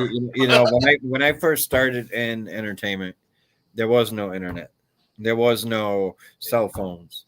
Let me rephrase. It started popping up, like cell phones were, and we had dial-up internet that we paid by the minute to use it. It would take 10 minutes for AOL to load the chat. So shoot, now I'm forgetting where I'm going with this. So back then, I came across an article. Don't quote me where. It might have been in one of my old-fashioned music industry books, and they were already talking about in this book, because this book was all about switching from I guess analog to digital. I'm just going to put it that way, the old fashioned way to the new way. And they were already talking about that the internet will destroy the music industry as we know it, or knew back then. Right. Because back then, you had the record labels, the major ones controlled the radio and Right. controlled what people actually heard. Yep. So it's basically, they were dictating who made what and where and how, and Yep. so they were talking about how the music industry or entertainment industry as a whole would get completely turned on its head. Right. And we're seeing it today. But in the same token, this book was talking about how prior to radio, before the radio was invented, Right. how did people perform? Right. It was they had to build those relationships. They had to do the legwork. They had to go out and make those connections directly with the people, to get them to come to shows. Right. And that's basically where we're at again today. Is the internet has allowed to eliminate the middle people per se, and you can build that relationship directly with your fans, thanks to Facebook, Instagram, Snapchat, all these different social platforms. Granted, you are still relying on somebody, or a company to reach those people, but do you have to really pay for something? No, you don't. I mean, the only thing you're giving up is the rights to your photos, Right. because I mean, they can use those for whatever they want. Right. On any video or whatever that you upload on their platform, you basically give them permission to do whatever you want, whatever they want with it. Right.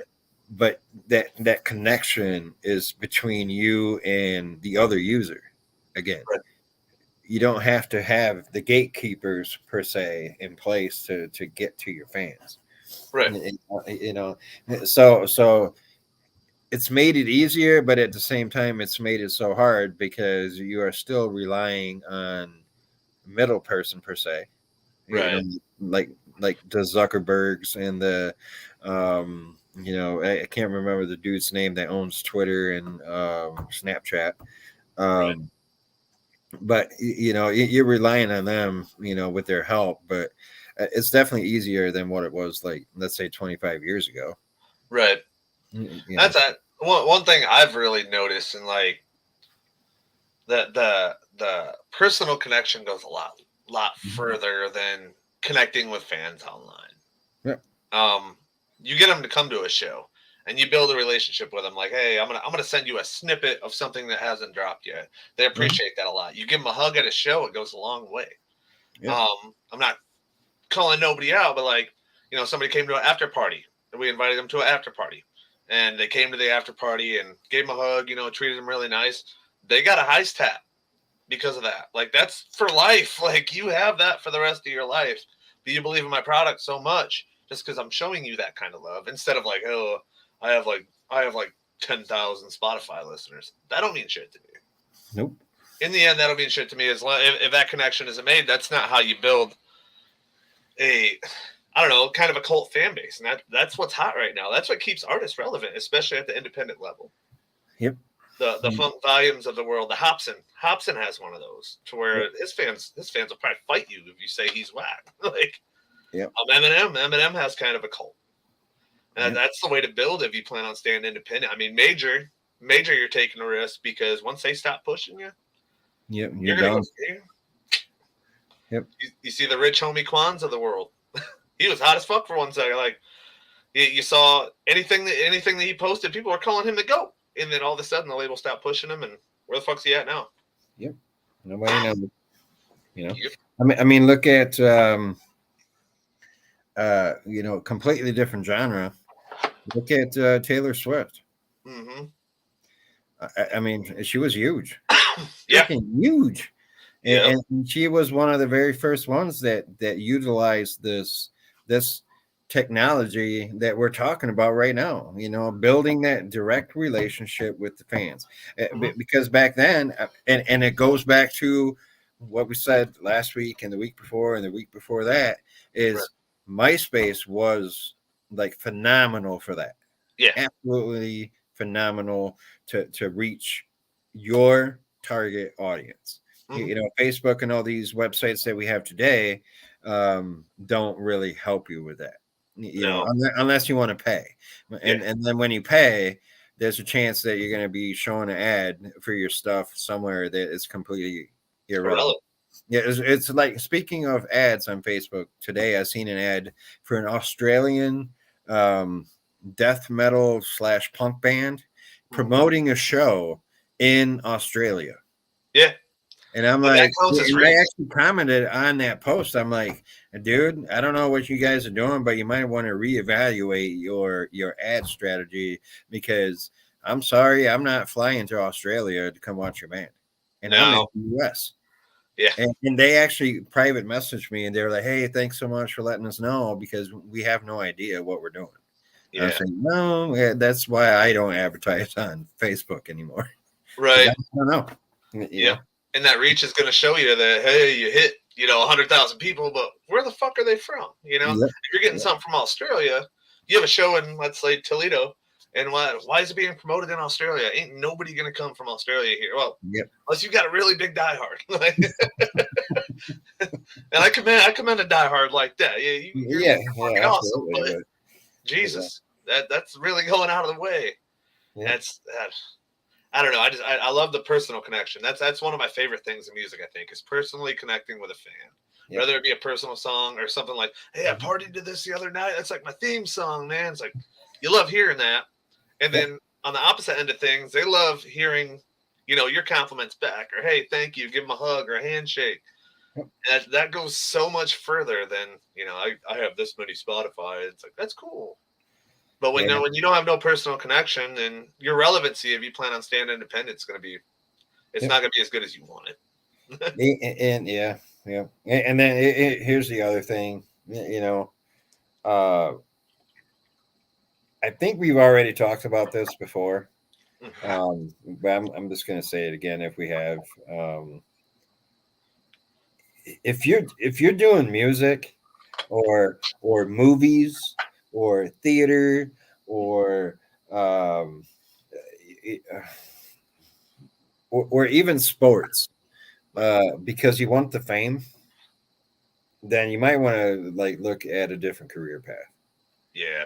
Because if you're doing it for that, you're not going to get anywhere.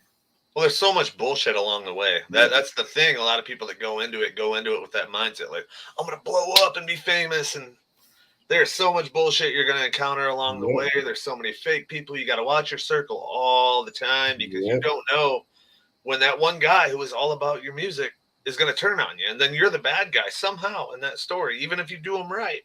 You're going to turn into the bad guy. And that negative publicity goes a long way, especially when it comes to promoters watch. You know what I'm saying? Promoters watch, managers watch that shit. If they're watching your music and you got some guy fucking spewing off at the mouth and making a post about how you're such a bad person for, something that might have been a business decision. It's a bad look. You got to have trusted people around you. And that's one thing. Like, I think a lot of people go, I'm going mainstream with it because I want to blow up big. Like nowadays, like one of the examples, Juice WRLD. It's like, well, there's a lot to it. You're not just going to make an album and all of a sudden, without any kind of work behind it or finding out some of this bullshit, even if you find it after that, which a lot of people do, like they find out who's fake after they make it, and you can't distribute funds amongst everybody because you got to invest in your music still. Yep. And I don't know. I think people have the wrong perception. And they do. Like for me, be it the metal genre or even this techno stuff and whatnot that I've got myself all wrapped up into now. And I say it like that is because You know, a lot of people didn't even know this. You know, like when I first came here to the U.S. from Germany, you know, I grew up in Germany. Dad was a military guy and remarried. And long story short, I came back here when I was 18, and nobody at the time when I first came here had any idea what techno was. Or if they did, it was very isolated to like the Detroit and the Chicago scene, where techno actually originated in Detroit. Right. So those two cities, and you know, maybe a couple, you know, down south or whatnot, but it was all underground. Like it wasn't like what it is today. You know, there was no electronic force or electric force or whatever you call it. There was no movement festival. There was like none of this. It was all done house party style and basement style. You know, the private raves or the pop-up raves that we all heard about. You know, nobody had any idea. I mean, that's what I grew up on, between metal and techno. That was it. You know, so a lot of people didn't even know that I listened to that stuff because, you know, anytime I would show like some of the CDs and whatnot that I had, that I brought with me from Germany, they were like, dude, that shit's whack. Right. They didn't give it a chance. Because they, you know, at the time, there was no market for it here. Right. You know, and so it's definitely, you know, definitely a different world. But, you know, back to what I was saying, though, if you're doing music for anything besides yourself and, you know, all the positive things that it will do for you, you know, from a psychological standpoint, you're just doing it all for the wrong reasons. Yep. And that love factor is always going to come in at some point. Yep. That's what you got to remember. You gotta love what you do. Otherwise, you're going to get sick of it. Like, especially the politics in the music industry ruin it for a lot of fucking people.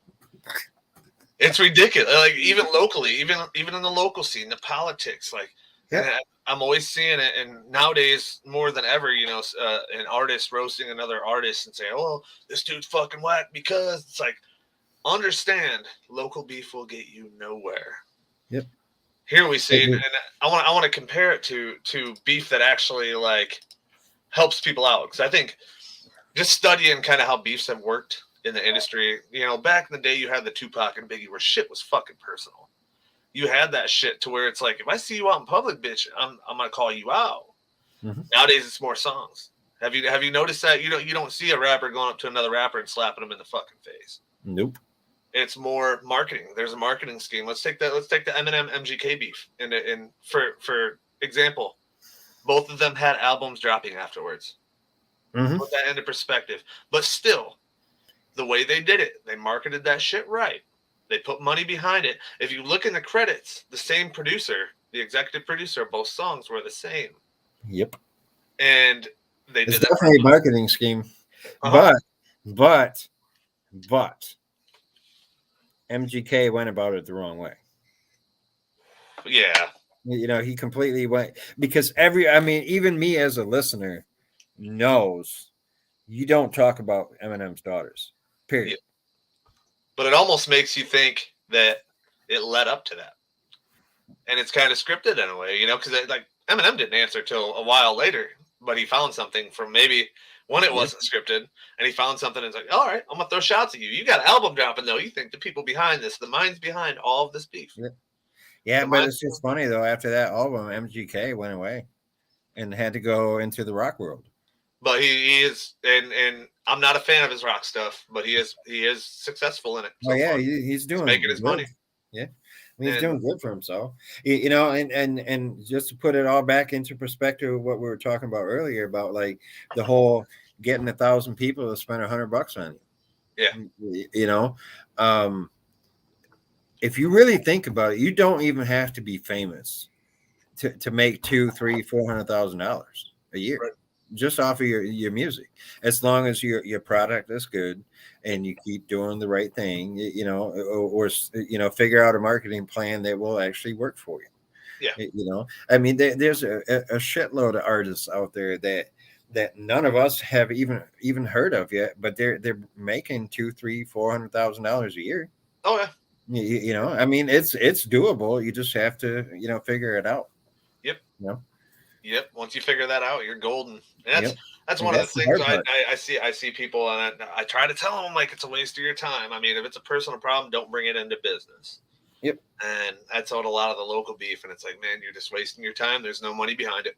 There's not money in local beef. There's nothing beneficial. All you're doing is cutting off, you're cutting off a fan base that you could be getting because they don't like you because of some personal shit. Yeah. And I try to tell them, no, man, I see him. It's all nice. It's like, well, cool. Yeah.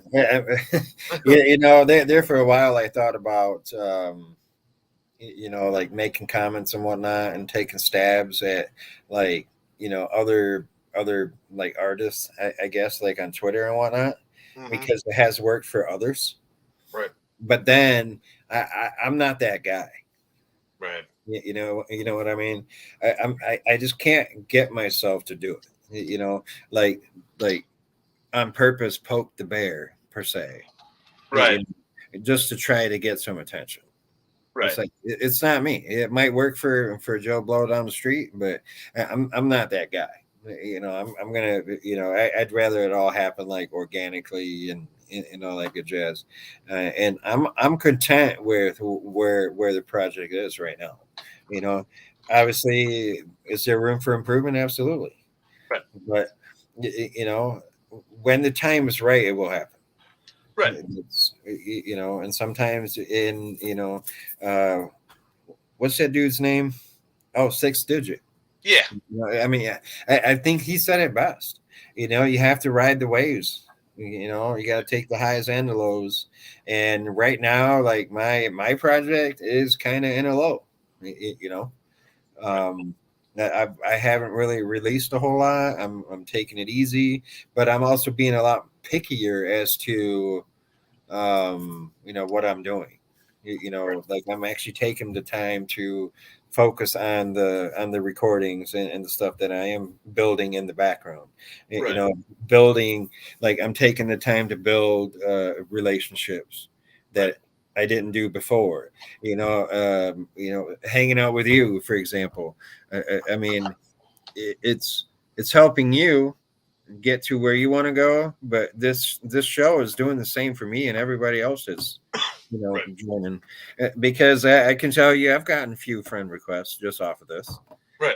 And not people that were physically on the show, I mean other people. Right. I mean it's helping. It's just doing it differently, I guess, now than what I was before. Because 2 years ago, I was banging out song after song after song. Right. But then going back, I mean, now I go back and listen to that stuff, and I'm like, what the fuck, man? What was this? I mean, there's like 2 or 3 of those songs. I'm like, hell yeah, man, this is a bang. Yeah. But most of it, I'm like, no, scrap, delete, scrap. And that's the thing, like you were mentioning earlier about people dropping song after song. Like you knew a DJ that dropped song after song, and like I was saying though, getting those songs in order. Like me, I got a lot of music that I don't want to drop yet. I want to drop consistently, but I want to drop quality. Yep. And that's the thing. If you can line up, because I see people with the I know 6 is doing something right now that's really dope. He's doing he goes in and writes everything and shows you everything as it's written, which is another form. He's doing it kind of one take style, and he does it well. My plan going forward though but guess what? None of that shit is gonna ever make it on an album. If he goes doing it for that sake. Yeah, it's specific to that project. Mm-hmm. Like I know he's getting ready to go record. Yeah. Where it's really going to be them sitting in a room and going deep and going deep within themselves to figure it out. What they want to put on that record. And the plan that I have in mind though is people have the Free Music Friday or whatever the fuck they tag it. And my thing is come up with the quality of music that you would expect. Like with me, I want to do like a Friday thing. to where I drop every Friday or every Thursday, whatever the fuck day it is. But I want my shit to be quality. I want it to be a banger every fucking time where you have no doubt that I put time into that instead of, well, I'm going to record this week and just throw out some meaningless ass bullshit that sounds mainstream. Mm-hmm. That's not the way to go about it. Like, don't try to be liked. I think that's the one thing through my music. I mean, of course, I want to be liked with connections and promoters and, you know, management teams, stuff like that. I want to be liked as a businessman. Music wise, though, make what the fuck you want to make. Make sure your quality's on point. Make sure the song that you put out is a song that you would put out that you take your time on. Don't do this one take, throw it out just because I'm going to have more shit on the internet. Because if you take your time, you be patient about it. And you make those quality songs, and you're dropping quality songs you recorded maybe fucking, 5 months to a year ago. You're dropping those quality songs one by one every week while recording more quality shit in the process of dropping your old shit. Yep. You're going to get a lot further than just fucking throwing auto-tune on something and something that's half-assed. Yep. Like, speaking of that, like my absolute favorite producer is actually from Germany. And he's been in the game for a long time. And I mean, just recently, I'd say in the last like 4 or 5 years, he's actually taken off. Where he's playing all the way, all over the world and doing all sorts of cool shit. But like, he's got it, a structure down now to where, every Tuesday and Wednesday, and he's very open and public about it, on his socials and whatnot. Every Tuesday and Wednesday is when he goes in the studio. Right. And his studio is in his backyard in a separate building. I mean, just like you and I mean, he's not going to no freaking $2 million studio. It's an old shed that got converted into a studio. But every Tuesday and Wednesday he goes in and comes up with ideas, but he does that every week. Does he release that song that he wrote on Tuesday and Wednesday every Friday? No. There are times when he'll release like 3, 4, 5 songs, like in a sequence, followed by, let's say, an EP, but then there will be like 2-3 months of silence. Right. Where it's just, his social media posts and pictures of shows and that kind of thing. But like, is he releasing music every Friday? No. It is because the same thing. His mentality is quality. It has to fit what I'm trying to portray into the world. Right. I'm not going to release. I mean, he said it in multiple interviews. I say I'm not going to release something that I don't feel. Right. And I mean that struck me like, hey, there's some truth to it.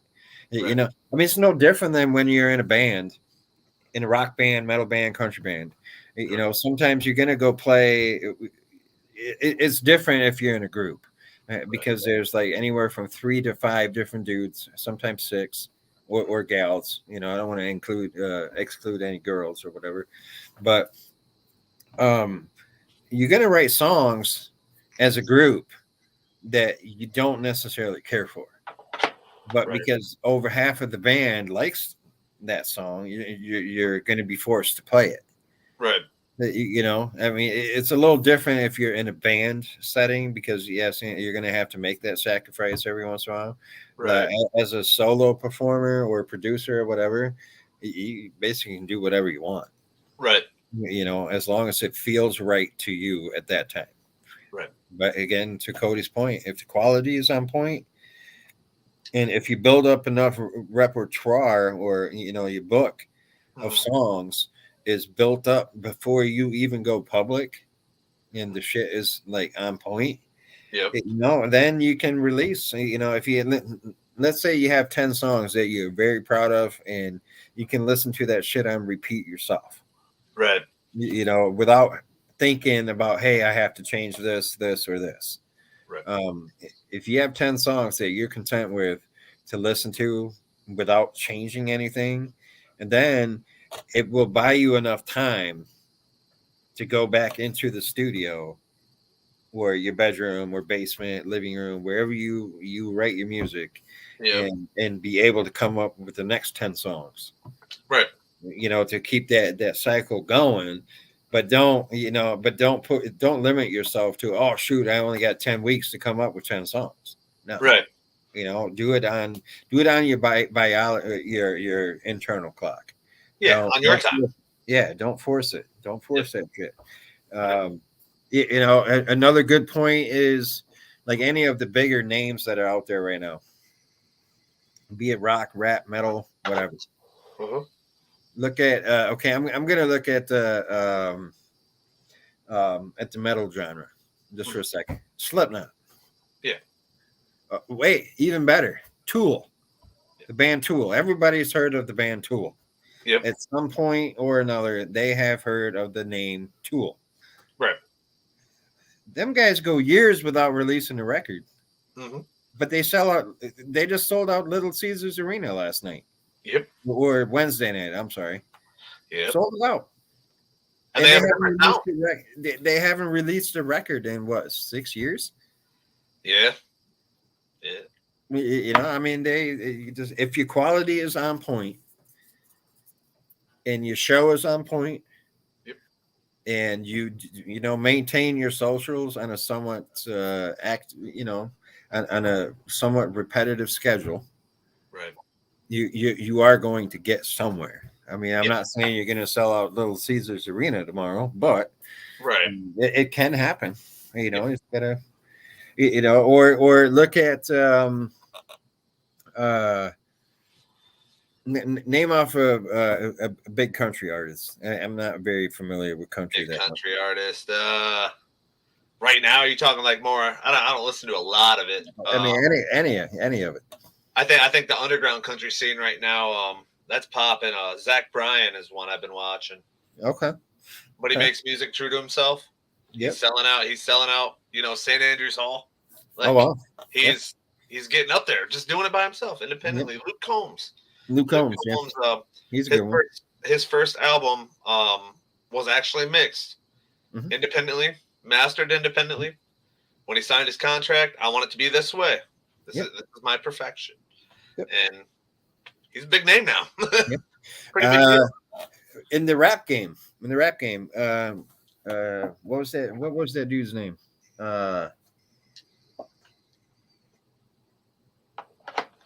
He's saying, what the fuck? Dude, I'm drawing a complete blank right now. Oh, T-Pain. T-Pain. Yep. His very first album was recorded in GarageBand. Yeah. All done by himself. Yep. Lil Jon. Lil Jon's another example. Yeah. And he sold how many records? Oh, that dude is by himself to start with. Yep. Lil Jon, he literally he recorded with a mic next to a mattress for soundproof when he first started out. Yeah. I remember hearing that back in the day. I was like, what the fuck? Yeah. Anything can happen though, and it was a new sound. They weren't trying to be like everybody else. No. Both of them new sound, and that's why you still hear about them to this very day. You'll still hear, whether they drop a song in the next 5 years, you're gonna hear the names T-Pain, Lil Jon. Yep. At some point in time, they still play that shit at school dances. I hear, like, they still play that in the club. Dude, I can tell you, being a DJ, and a lot of it has to do with like the age group and stuff that I cater to, I guess, when I go play at the bar, or even weddings, like the late 30s, early 40 age group. That's what we all grew up to. Yeah. So that's what we are familiar with. And that shit has stuck with us for the last 20 years, 30 years. I've even talked to like the younger generation. Like a lot of the shit you hear on the radio don't get played in the club. No, it's because frankly, it's garbage. And it's not gonna, there's nothing behind it that will make it stick out. No, it's all kind of one of the. Well, we had video reviews. I think you were watching for that. Yeah. Were you a part of that with Gibby and? Yeah. No, not with. I did the one with Oh shoot, who the hell was that dude? I did a review show, and you played T Jax's video. Yeah, that was the very first one. The No, I second. missed that one. It was the second one that I did. Yep. Devin was on. Chris Sternquist says, "New mainstream music lacks key emotion." I agree with that wholeheartedly. That's so true. Um, And it's and you know what it all is? Hmm. It's because everybody can go and you know, I'm guilty as charged. Everybody can go into a DAW Mhm. and type in whatever note you want. Yep. And if you don't record the stuff in with a keyboard or you know, and actual instruments, you're gonna lose. You're losing the actual feeling of the music. You know, I'm just as guilty. Because it's so easy to go into a DAW and open up the keyboard roll or whatever you call it, and just draw in notes. And as long as and if you're doing it that way and you don't change the velocity of your notes, it's all going to be one tone all the way across. Right. You know, if you hit the E key, let's say, you know, or the E note 4 times in a row, and you don't change the velocity, it's all going to sound exactly the same every time. And the velocity is really what gives it the emotion. Right. You know, like because if you're playing an actual keyboard, you can hit that E key as many times as you want. It's never going to be exactly the same. Mm-hmm. Yep. I think that's kind of like the delicate thing of having, you know, the keyboard in the studio, or you know, compared to going into Fruity Loops and fucking, you know, pressing your keys and da da da da. Hey, it's not Fruity Loops. That's a lawsuit waiting to happen right there, bro. What? Fuck yeah, it is. FL Studio. My yeah, bad. because Kellogg actually went and sued them people. Really? I never heard about that. Yeah. What the fuck? That's why it's FL Studio now. It's because Kellogg actually took him to court and won because they did the whole copyright claim because of the name, the trademark thing. Trademark. Yeah, I knew it as Fruity Loops the whole way up. I've never. It's still Fruity Loops in my book. Yeah. Oh yeah. That's what I grew on. But I think we're going to conclude tonight. I have to be up early in the morning. I'm going to Autorama. And you call me the old guy? Hey, I got to go to Autorama. We're leaving at 8. Where are you going? Detroit? Detroit Autorama. Nice. Got to go out there and with my buddy Mike, and I think Jinx is going to go. Sting's out there signing autographs tomorrow. Who? The wrestler Sting. Oh, nice. Yep, he's going to be out there. We're going to get in line kind of early and get those autographs in. Yeah. You available tomorrow night? It depends on what we got going on. Okay. I know we are supposed to go to. We're supposed to go somewhere around 6. Okay. And then, you know, however long that takes. So yeah. Okay. Yeah, we'll be back in town way early. I'll have a little more organization. I mean, having a baby, you know, makes it to where you can't go party all night. So. Yep, I understand that shit. Yep. You know, I am A-okay with it. I have to say it out loud on camera, on video, whatever. I am A-okay with it. I've done my partying. I've done my fucked up share of shit, and I'm paying for it now, like physically and mentally sometimes. I'm waiting on that day. I'm honestly waiting on that day. Like some nights I'll do the podcast. We'll get off like sometimes at like 1 o'clock, like 12:30, 1 o'clock. My kid's up at 6:30. It's like motherfucker. Yep. Actually, you know, knowing that it's 12:30 now, here lately it's been like clockwork. 2 a.m. He wakes up every night. Yeah. And then it's from 2 to 4. He wants to hang out and party and have a good time. And we're just trying to, you know, between my wife and I, you know, we tried to rotate as much as we can, depending on what we have going on the next day. Like tonight, it's my night because she has to work in the morning. Right. So I already know 2 o'clock. If he wakes up, I'm gonna be up till probably 4:30. Trying to get him to go back to sleep. And Yeah. It's not a fun time. It's joyful though. It's awesome in the end. Yeah. And the family life balance, that's another thing with music. That's one thing you really got to do. That's why, like, if I didn't have a kid, we'd probably have a podcast a little bit earlier. That's one thing about all of us. Besides Jake, I don't think Jake has kids. I don't know. I've never asked the question. No, but he might have knocked up a groupie back in the day with his beatboxing mouth. What that mouth do? Yeah. But overall, I mean, it's all recorded. It's the music life balance, especially with parenthood. That's one thing that you run into, and one thing that I will give artists above just the artistry: always put the fucking kids first. Yep. Actually, speak on that note, I'm just gonna put this out there. There is a documentary on Netflix that Pink put together. And it was like one of the biggest tours that she ever did in her life, in her career. I think it was a tour that she did back in 2012 and 13. It was a world tour, but at some point in the documentary, it's one of them documentaries where they follow her around and actually like show you how they do the tour and how they live in the hotel rooms. Right. You actually get to see her kids. Oh wow! Yeah, you see her husband, and the dynamics within that whole family. And that is the one thing that she says multiple times throughout that documentary is it's like, my kids come first. My husband comes first. At the end of the day, and you got to think she's got to be a busy woman, and she's getting up there in age now. Yep. Yeah. And just having that if somebody like that can balance it, I have no remorse for a local artist who does not take care of their kids. Yep. I don't feel bad for you whatsoever.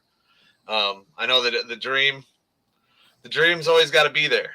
Trust me. Finding that balance fucking sucks sometimes. Oh, yes, it does. But you gotta find it. Yeah, you gotta find it, and it goes back to what we were saying way earlier about, you gotta.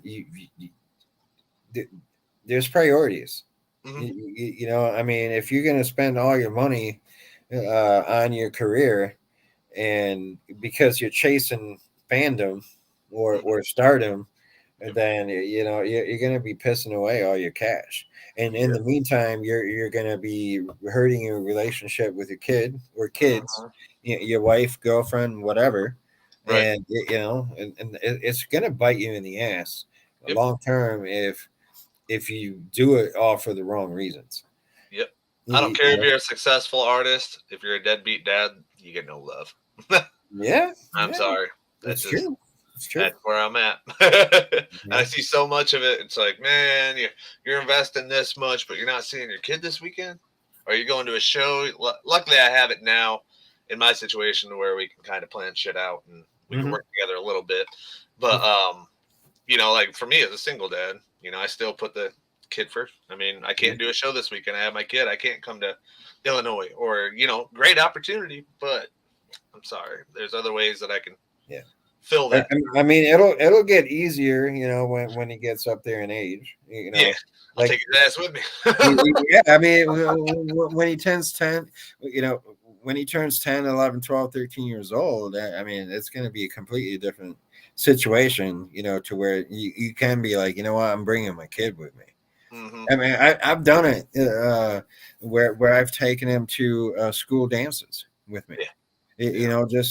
Just to get him the exposure already, because it's going to make them hopefully, like my kid, hopefully interested in doing music down the road. Right. Encouraging it at least, at the very least. It's more like, I mean, I'm not the dude that's going to be like, hey, you have to do this. I want you to play music. Hey, if that's what he ends up doing, fucking kick ass. Right. But if he wants to get into something that I have no interest in, I'm not going to be like, no, you can't be doing this. Yeah, that's my big thing. Just expose them. Yep. To art. I mean, even Yeah. I get questioned, like taking him to Michigan games. Well, he's so young. I said he's set all the way through it, and that might be something that triggers his, inner passion someday. Hey, my dad took me to a football game, or he took me to an all-age concert of his, and Dude, it's all about making. So that's what inspired me to do this, to do what I love. I found that love through that. Yeah, it's all about making memories too. Make them memories. Because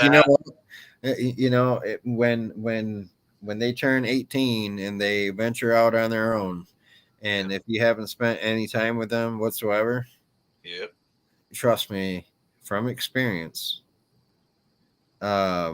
it's gonna be hard. It's gonna be really hard to make it right down the road. Yep. They grow old just knowing the same regular, Yep. That's with music. I like taking him to shows sometimes. It's just it gets too loud for him right now. I think in a couple years he'll be more interested because he has a lot of questions about it, and which is a good thing. It could channel some inner. And I'm not gonna be like, hey man, go write a song when he turns 16. But if you want to do it, fucking do it. I don't care. I don't care if you like music. I don't care if you like sports. I don't care if you're into fucking Harry Potter, which I know nothing about, or some, I don't care if you play fucking D&D, and if you love it, go do it. I mean, as long as you're putting your priorities first. I mean, it's like, on that note, I mean, I could give two shits about Minecraft, but that's what the boys at my house, and they love it. They absolutely love it. And there are times when I, as a dad, I have to force myself to go sit there and watch them, and they're super excited. Hey, check out this thing that I just built and blah, blah, blah. Right. While I'm rather like, hey, how about you go build something with actual Legos? Yeah. But again, it's the whole technology difference. Right. They can do it on a video game now. Back in the day, we didn't have video games. Right. Or the video games that we did have, they were not building 3D worlds in Minecraft. No. It was Super Mario Land on the Game Boy, black and green with the green screen. Oh shit. Yeah. Oh shit. That's how old I am. Shit. I think we're gonna conclude the show on that note for tonight. If you can join, let me know tomorrow night. I know you said some Saturdays are gonna be taken up, which is I respect that. Yeah, we'll return tomorrow night, 10:30. I gotta wake up for freaking Autorama in the morning and get my autograph, hopefully. Yeah, maybe I'll even go live from there. Who knows? Oh, wait. Before we go, I just happened to open my email. Here, I don't know if you can see it. I'm going to show you this shit. This is some fucked up marketing shit right here. Please tell me it don't say yo. No. This is from an actual promotions company. Okay. That takes advantage of people that are trying to make it. Right. So I'm going to show you this. Let me know if you can see it. Correct. You've been selected for the Artist Accelerator Program. Yeah. But you see how they got the YouTube logo on there? Yeah. Okay. And then the title of the email is the same thing. You've been selected for our artist program. Mm-hmm. And then the sender is, it says YouTube creators. It looks like, it looks like it's from YouTube. Yep. But guess what? If you scroll all the way down, it's from a company called. Oh wait, they took it off of there. Yeah, they've probably been getting. Oh wait, here let me do the whole reply to all thing, so I can pull up the email, the actual email address, and this is one of them like spam. Oh yeah. Spam, they will sell you a bunch of robots that will give you plays. Yep. So yeah. Gotta watch out for that. That is some bullshit right there. That shit like this just pisses me off. Yep. They target artists. They go on their Facebook pages and see a booking email and they're right to it. Yep. And a lot of people fall for it and they make that money and then they put robots on your shit. And you get your shit fucking taken down from Spotify, SoundCloud, all that shit. Lose all your plays that were organic. Yep. And then you actually pay for it in the end. Yep. Even more than you already paid for their service. Yeah. But yeah, I mean that is. I mean, it's great marketing if they were doing it for the right reasons. Yep. You know, but I've been in the game long enough. You've been in the game long enough now to actually spot this shit now. Yep. To see, I mean, it's no different than, you know, like 2 or 3 days a week. I get about probably anywhere from 10 to 20 spammers on Instagram. Hey, you know, join our Spotify playlist, or you know, join us for Instagram promo. And blah, blah, blah, blah. And they're all some people that are sitting somewhere in India. Yep. I don't mind Indians by any means. Yeah. But it's like, come on, guys. Stop taking advantage of the ones that are really trying just to do it for the right reasons. Yep. And always remember, as an artist, always take this in. If it sounds too good to be true, it probably is. Yeah. That's just how it works. It's a tough nose industry. That's a hard nose industry, and always it's probably the best piece of advice for that. Just never. I can get you 100,000 fans on your Facebook. Well, how the fuck are you gonna do that? How can you promise me a number if they don't like my music?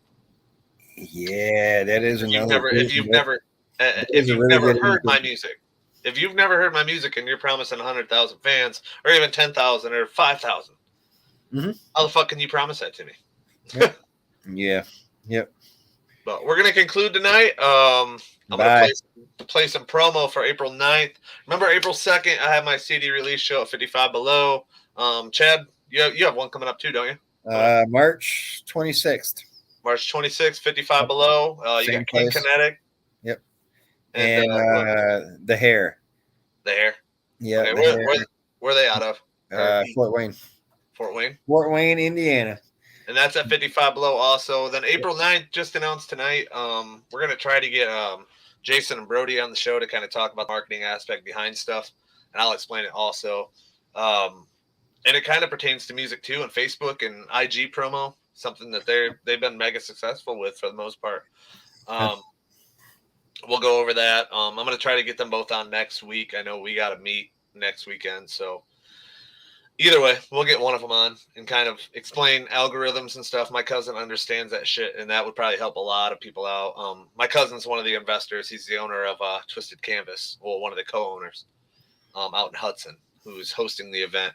But yeah, we're going to end it on that note. Thanks for tuning in, everybody. I really appreciate it.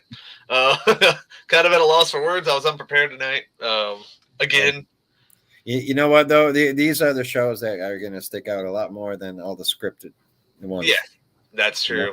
That is very true.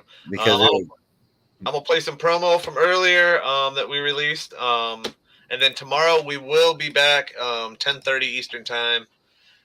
Tune in if you want to. If not, fuck you. But we're only here to do good, I promise. Thanks for joining, Chad. It's been fun. Kind of on the fly, but overall it was pretty informative and pretty explanatory. No bullshitting going on here. Nope, here either.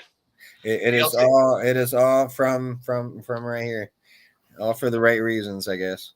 Yeah, especially tonight when we were kind of on the fly and just make it work. And no, we're not making a fucking dollar off of this shit. Nope. Not yet, anyways. Actually, paying it. Maybe down the road. Hopefully. But I hope y'all have a good night. I will see you guys tomorrow. Chad might see you guys tomorrow. If not, wish you guys a happy weekend. And yeah. Bye-bye. Go make some babies. What's good, everyone? Me and Enterprise Athletics are going to be appearing in Hudson, Michigan on April 9th. And I'm going to be a part of the Cody Live podcast. And then after the podcast, we're going to be doing an autograph signing from 5 to 7 p.m. So I hope to see everybody there. Go blue.